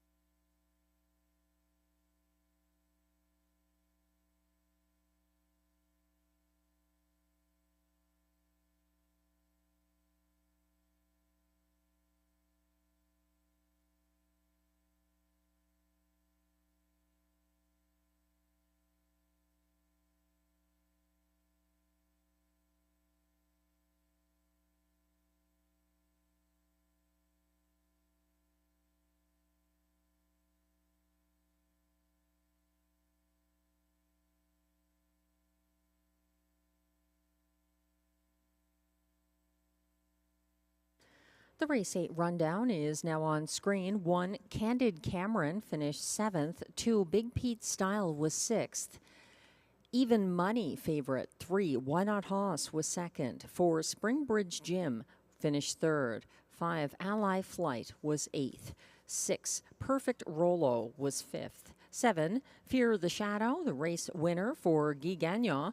And 8, Going Yard closed for 4th. From the top down, 7, 6, 2, 3, 8, 5, 1, 4. The fractions were 27 and 2 to the quarter, 57 and 3 at the half, 126 and 4 at 3/4, 156 and 4 the winning mile. 4, Fear the Shadow.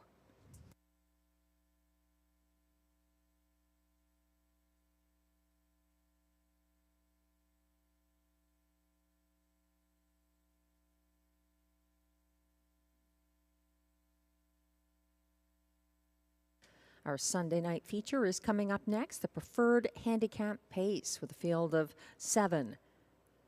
Going for a purse of $10,000.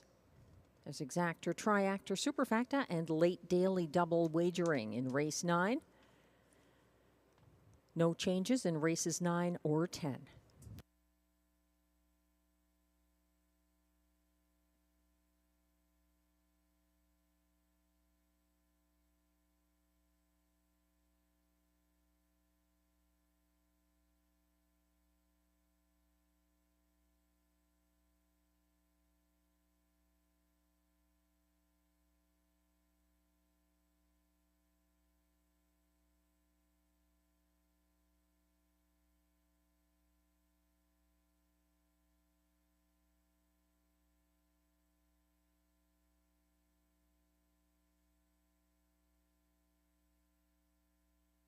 Track handicapper selections are now on screen, and Glenn Pearson going with the 6 early action, who is 9 to 5 co-favorite, courtesy of some early action. He is putting 7 I Am a Rocket, the 9 to 5 co-favorite, in the place spot. That one, the Guy Gagnon trainee, driven by Guy Gagnon as well, having a sensational night. Glenn likes 5, Aladdin, in the show spot for Maxime Vellet and Stéphane Brosseau. And to complete his superfecta, he's using the 2, Acapulco Sunburn, moving up in class after a going away Tuesday victory. I think Aladdin could spring the upset here. He's 6-1 at the moment from post 5, coming in from an invitational on October 6th at Hippodrome 3R. The post parade is coming towards the track for race 9.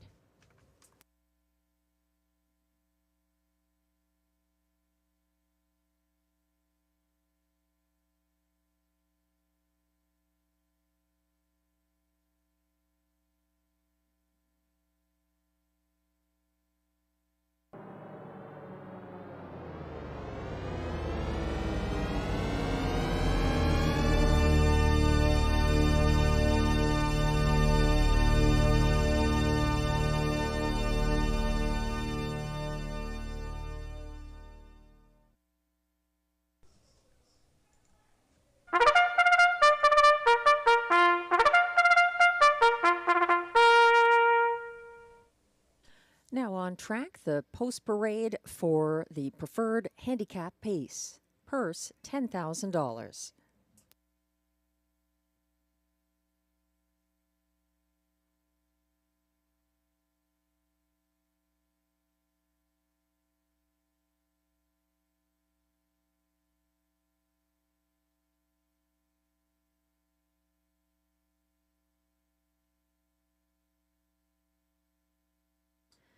One is Frozen Hanover, owned by Guy Courbet, trained by Maxime Vellet, driven by Maxime Vellet as well.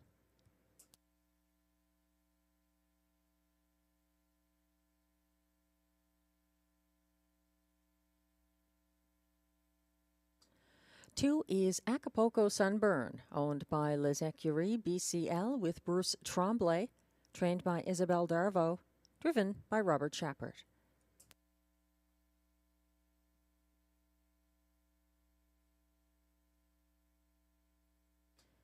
Three is Skylar, owned by Limco Incorporated, trained by Vic Putty, driven by Jimmy Gagnon.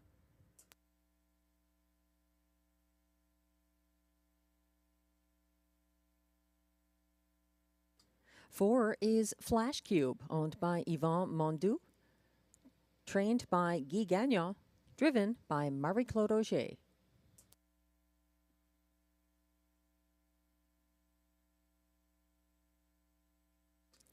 Five is Aladdin, owned by Guy Courbet, trained by Maxime Vellet, driven by Stéphane Brosseau.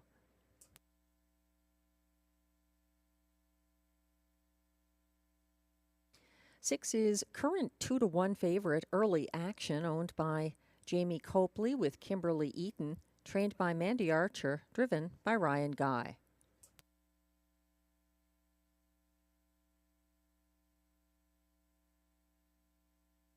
And completing the field from post 7, the current even money favorite, I Am a Rocket, owned by Louise Ricard, trained and driven by Guy Gagnon. That's the field for the preferred handicap pace. Going behind the gate soon with exactor, triactor, superfecta, and late daily double wagering.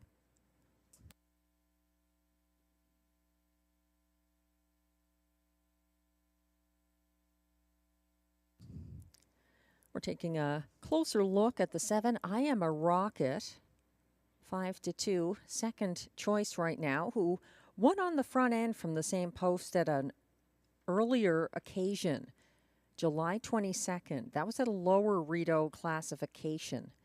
He does have serious gate speed that works to his advantage from post 7, especially in the absence of his stablemate, the Light Speed, not part of this field today in our preferred handicap. So 2-1 now on I Am a Rocket as Glenn Pearson's top selection. The 6 early action is also getting some attention.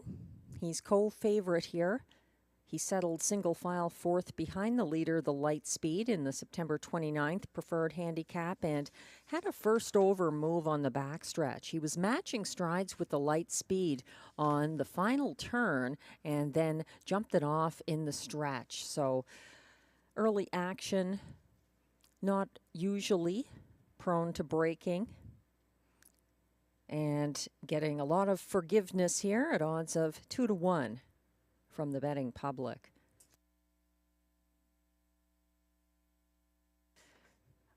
On top of my ticket, I have the current 9-2 choice. That's a 5, Aladdin, who had a front-end August 25th Rideau win from this post position.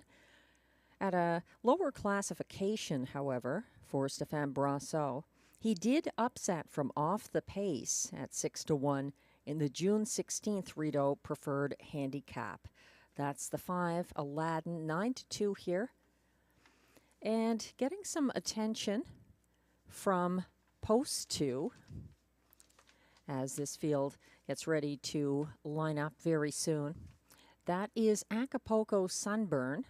He is moving up in class, but after a going away victory on last Tuesday for Robert Shepard, he's stepping up in class deservedly after that victory by a widening 4 lengths at the wire in 153 and change. So Acapulco Sunburn, not a bad post position, but the class jump is the drawback for me. He's 5-2 though from post 2.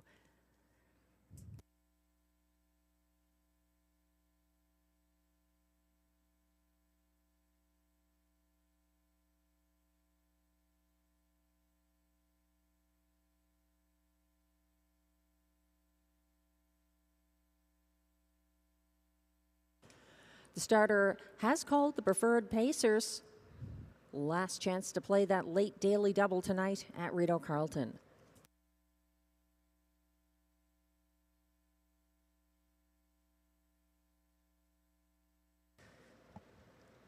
The field is lining up behind the gate, led by 1, Frozen Hanover for Maxime Vellet. 2 is Acapulco Sunburn, Robert Shepard. 3, Skylar, Jimmy Gagnon. 4, Flash Cube, Marie-Claude Auger. 5, Aladdin for Stéphane Brasseur. 6, Early Action, Ryan Guy. And on the outside is 7, I Am a Rocket for Guy Gagnon. They're all lined up on the turn and now headed onto the backstretch.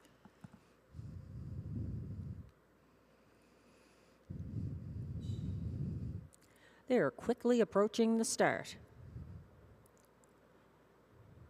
They're off and pacing in the preferred handicap and moving early. That is Aladdin and Stéphane Brasseur from mid-pack to their inside. Skylar fights on for Jimmy Gagnon and also defending the inside post. That is Acapulco Sunburn for Robert Shepard. It's still a 3-wide battle that is narrowed to 2 horses approaching the opening quarter, with Aladdin moving to the front for Brasseur. 26-3, the fastest opening panel of the night. Acapulco Sunburn stalks from the pocket now, keeping just ahead of Skylar, who's 3rd.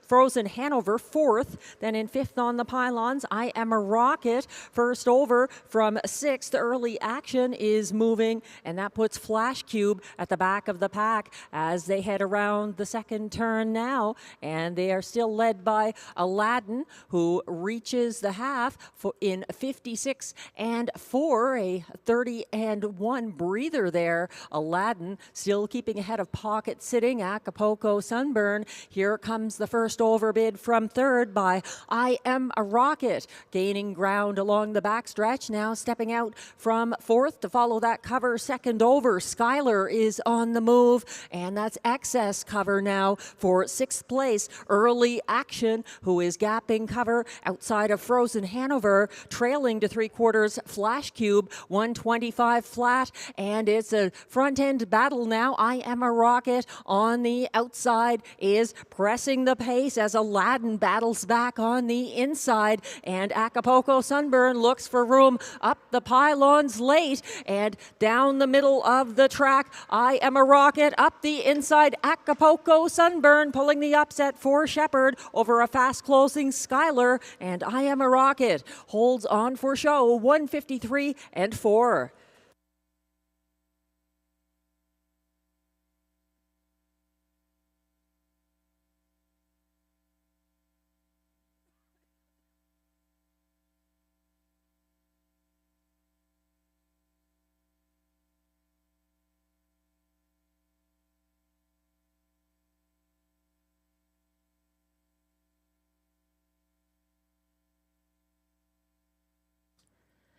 After a pocket ride, it was the passing lane that made the difference. Acapulco Sunburn holding off a fast-closing Skylar at the wire for driver Robert Shepherd to capture the top class preferred handicap pace.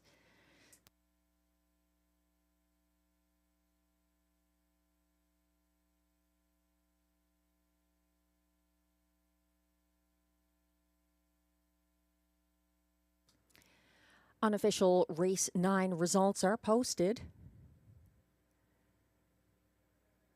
Number 2, Acapulco Sunburn, taking late money to go off as 2-1 favorite for Robert Shepherd. He's the race winner. Over 3, Skylar second, 7, I Am a Rocket third, and 1, Frozen Hanover fourth. 2, 3, 7, 1, the unofficial top 4 order of finish. Hold all tickets.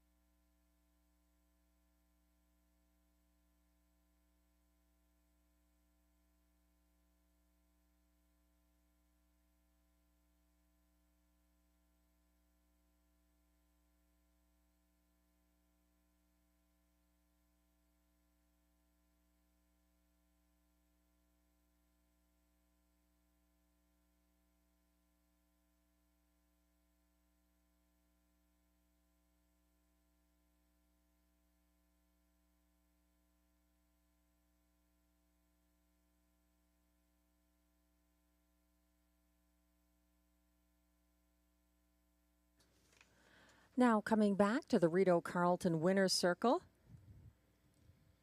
Unofficial race 9 winner, number 2, Acapulco Sunburn, a 5-year-old big gelding by Big Jim out of 12 Apostles, owned by Les Écuries BCL of Chambord and Bruce Tremblay of Shipshaw, Quebec. Acapulco Sunburn was bred by Millar Farms of Stouffville, Ontario, trained by Isabelle Darvaux, driven by Robert Shepherd. That's his 4th win of the season, 153 and 4. And results are now official for race 9.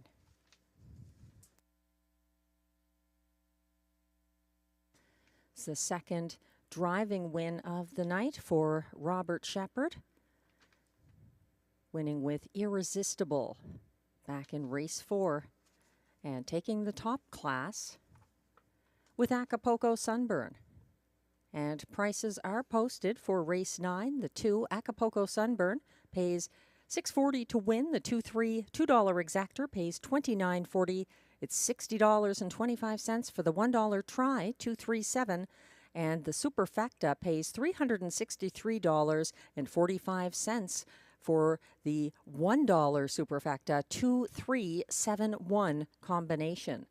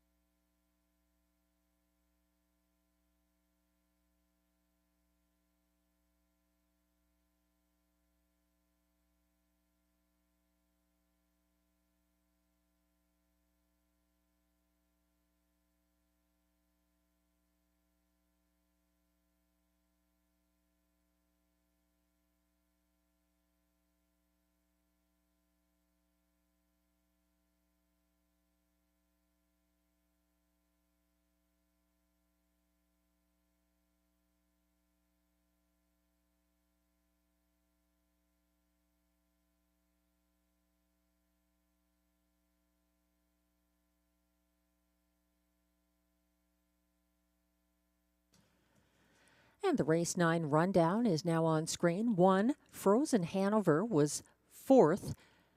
2-1 favorite at the last flash. Number 2, Acapulco Sunburn, the race winner for Robert Shepard. 3, Skylar closed for 2nd. 4, Flash Cube was 7th. 5, Aladdin finished 5th. 6, Early Action was 6th. And 7, I Am a Rocket was 3rd. From the top down, your program should read 4-1-2-7-5-6-3. The fractions were 26 and 3 to the quarter, 56 and 4 to the half, 125 flat at 3/4, 153 and 4, the winning mile for Acapulco Sunburn.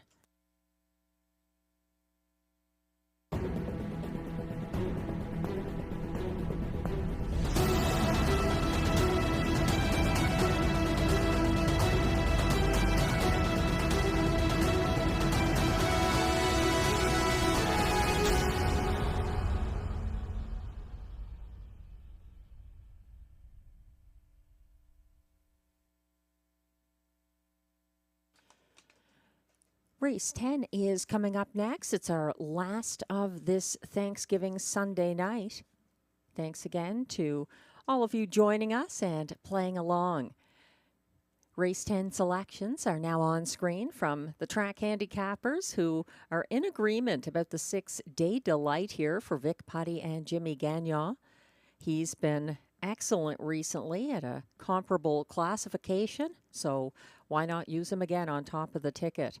Glenn is putting the 9 Shotgun Jerry in the place spot. He's been edged out late, chasing to the wire behind Day Delight in his last couple of starts. He goes to the second tier for trainer-driver Stéphane Pouliot. I'm using Shotgun Jerry 3rd. I think the 1, Phantom Manchois, fits well here, coming in off a going-away front-end victory on October 6th at Hippodrome 3R.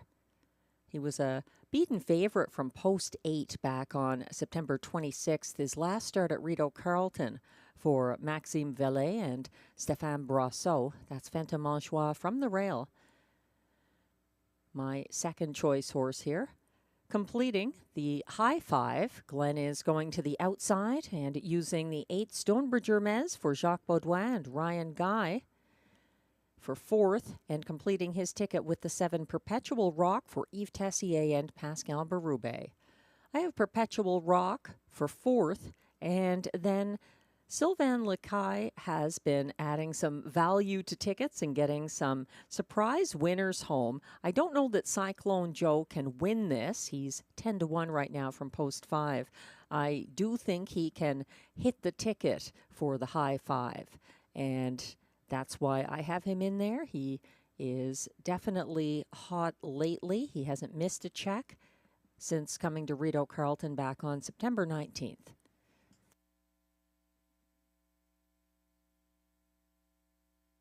There were no changes in race 10. There's exactor, triactor, and super high 5 wagering in this second leg of our late daily double.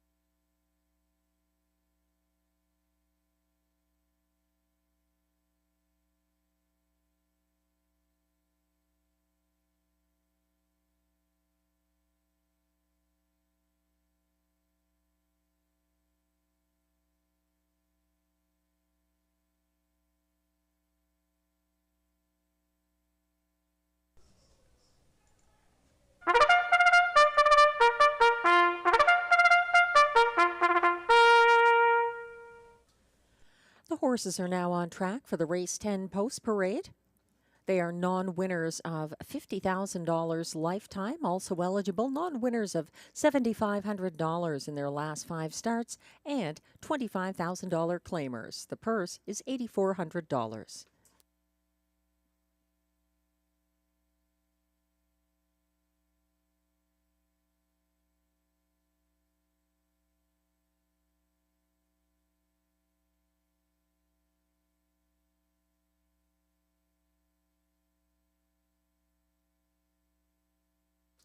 Leading the post parade, 1 Phantom en Joie, owned by Guy Courbet, trained by Maxime Vellet, driven by Stéphane Brosseau. 2 is Buck and Better, owned by Scott and Lisa Henry, trained by Scott Henry, driven by Guy Gagnon.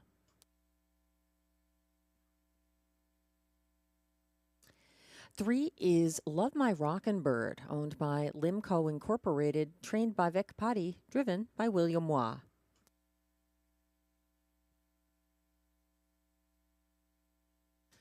4 is He's Stalking You, owned by Alexia Frigo, trained by Kelly Duval-Lequet, driven by Marie-Claude Auger.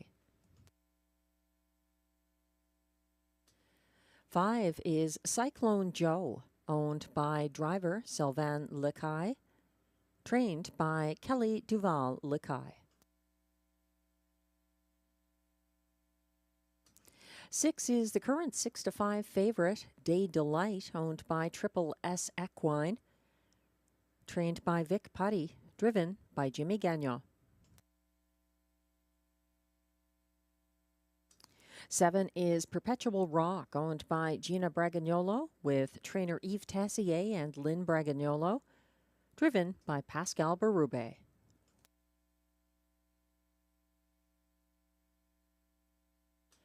8 is Stonebridge Hermes, owned and trained by Jacques Baudouin, driven by Ryan Guy. And from trailing post 9, Shotgun Jerry. He's owned by a numbered Quebec corporation and trained and driven by Stéphane Pouliot. That's your field for race 10. There were no changes. Exactor, triactor, and super high 5 wagering here.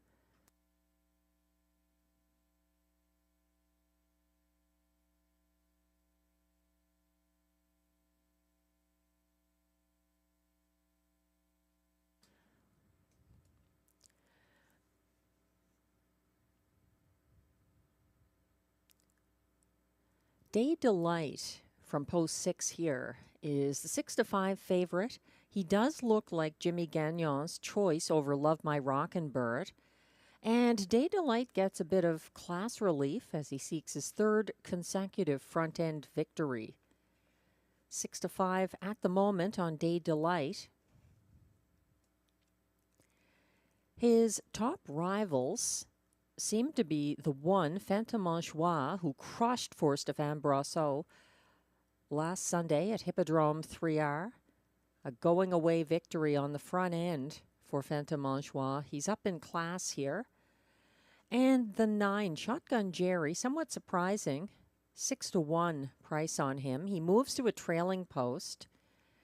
He was closing in late on Day Delight in both of that rival's recent wins here. And Shotgun Jerry has only ever started from the 2nd tier at Rideau Carleton, twice in his career. Varying results. He actually won going away in his first ever start from the trailing post back on April 10th, 2022 for Stéphane Pouliot, and then missed the board entirely in his only other start from trailing post 9. That was September 11th, 2022. So Shotgun Jerry, flip a coin. He's 6-1 at the moment. 7 Perpetual Rock was trailing against similar company last Tuesday and tried the passing lane in the stretch, but Sports Activator was there first. He's one to watch late. Perpetual Rock. He's 4th in my high 5 ticket, 7-1 right now. And the 5 Cyclone Joe, 14-1. He is up in class, but he took a new lifetime mark here last Tuesday, 154-2, with a late move up the passing lane. And I would not leave him out of the high 5 here in race 10.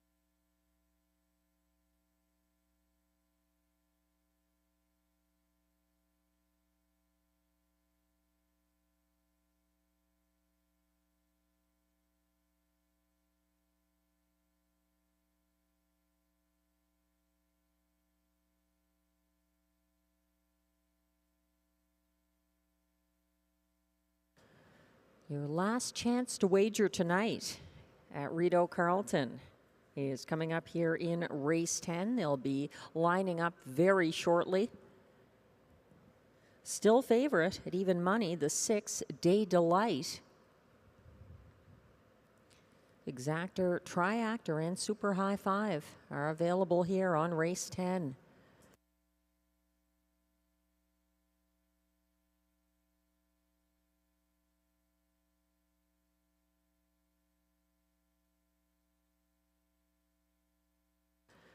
And the starter has called the Pacers for the Robbie D'Alessandro pace. They're lining up now. 1 is Phantom Joie, Stéphane Brasso. 2, Buck and Better, Guy Gagnon. 3, Love My Rockin' Bird, William Waugh.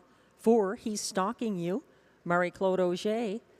5, Cyclone Joe, Sylvain Lacaille. 6, Day Delight, Jimmy Gagnon. 7, Perpetual Rock, Pascal Berube. 8, Stonebridge Hermes, Ryan Guy. And the trailer is 9, Shotgun Jerry for Stéphane Pouliot.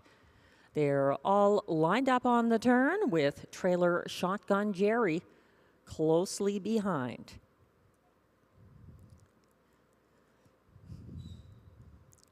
They're on the backstretch, headed to the start for race 10. They're off and pacing. Phantom Joie has speed from the rail, and backing down behind him, Buck and Better and Love My Rockin' Bird. Coming on from the trailing post, Shotgun Jerry is up into third early, and challenging for the lead is Day Delight. Jimmy Gagnon sending him up against Phantom Joie en route to the opening quarter, and he lands on the lead just ahead of Phantom Joie and reaches the quarter in 27 and 1. Following from third, single file, is Shotgun Jerry, keeping just ahead of fourth place Stonebridge Hermes. There's movement. First over from fifth on the outside, Perpetual Rock. He is towing Cyclone Joe. Second over from seventh, Caught In. Third from last, that's Buck and Better as the field heads around the second turn. Second from last on the inside, Love My Rockin' Bird. And third over from the back of the field,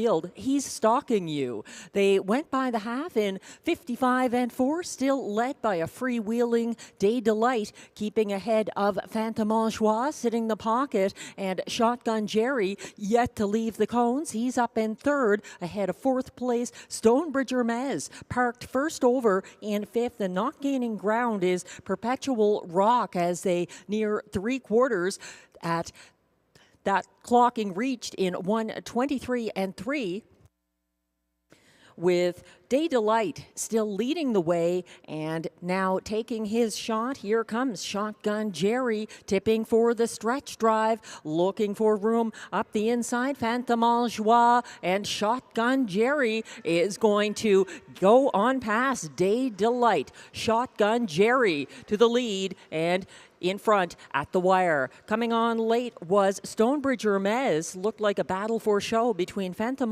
Joie and Day Delight in 1:52 and 4.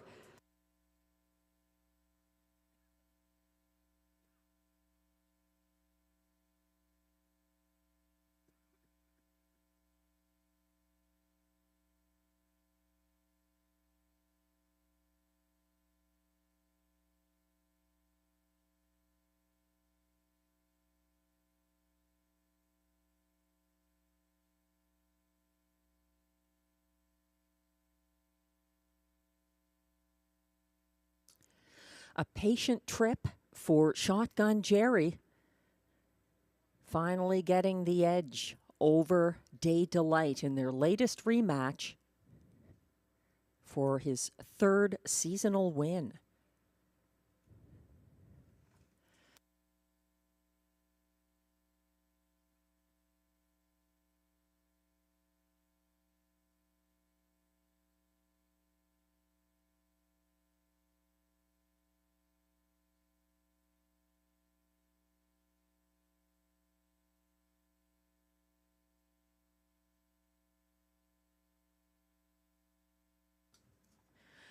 The unofficial top 5 are now posted for race 10.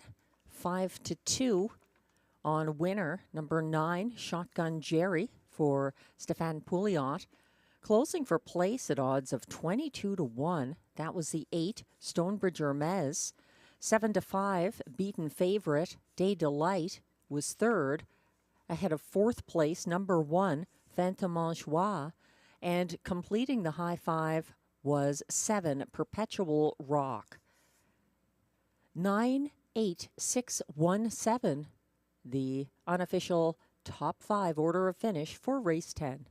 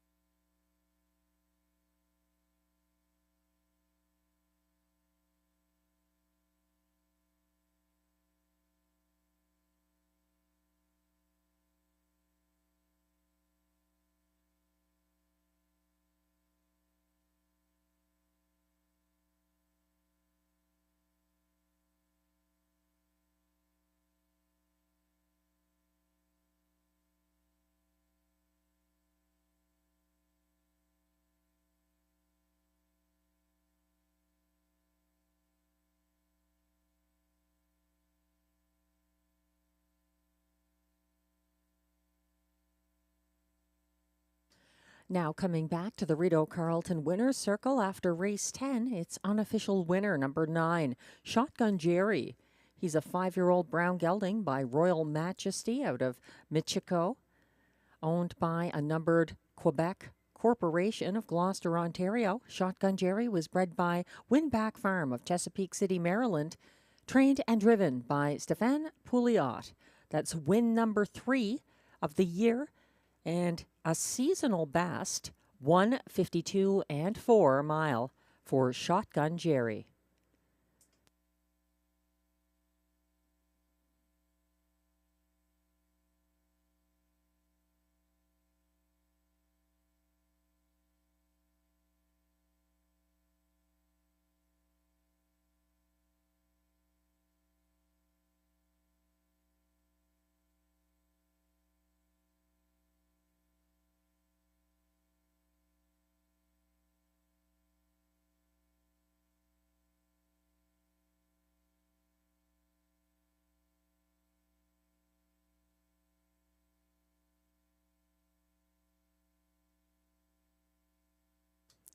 Unofficial results have now become official results for race 10.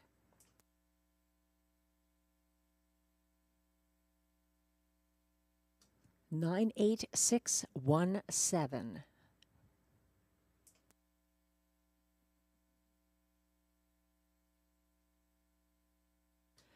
And prices are now posted for race 10. 9, Shotgun Jerry pays $7.10 to win. The $2 exactor, 9.8, we'll have to get back to. That's huge. The $1 pick 4 here, 1729, returns $1,010.85, $223.75 for 3 of 3 in the pick 3 sequence ending here. The 20-cent super high 5 does go 98617, $804.99, and 5 of 5 in the pick 5. We'll get back to that. It's $204.50 for the $2.98 exactor, $447.85 for the 986 $1 try, and that late double we'll get back to. Lots of prices here of an eye-catching nature after race 10. There we go. Our 20-cent pick 5, 5 of 5, returns $1,058.35, 31729, that 20-cent pick 5. That $2 double, 29, pays $57.50, $447.85 for the $1 triactor, 986.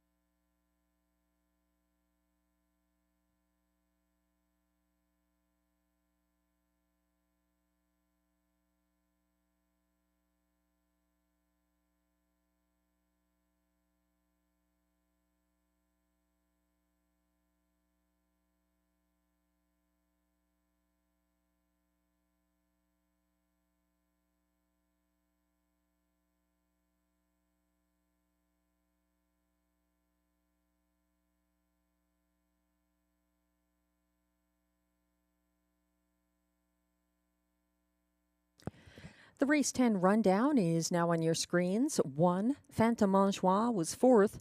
2, Buck and Better, 6th. 3, Love My Rockin' Bird, 7th. 4, He's Stalking You, 9th. 5, Cyclone Joe, 8th. 7 to 5, Beaten Favorite, number 6. Day Delight was 3rd. 7, Perpetual Rock, 5th. 8, Stonebridge Hermes closed for place.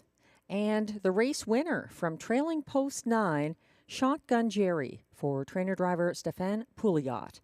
From the top down, your program should read 467-983-521. The fractions were 27 and 1 to the quarter, 55 and 4 at the half, 123 and 3 at 3/4, 152 and 4 the winning mile for Shotgun Jerry in a seasonal best.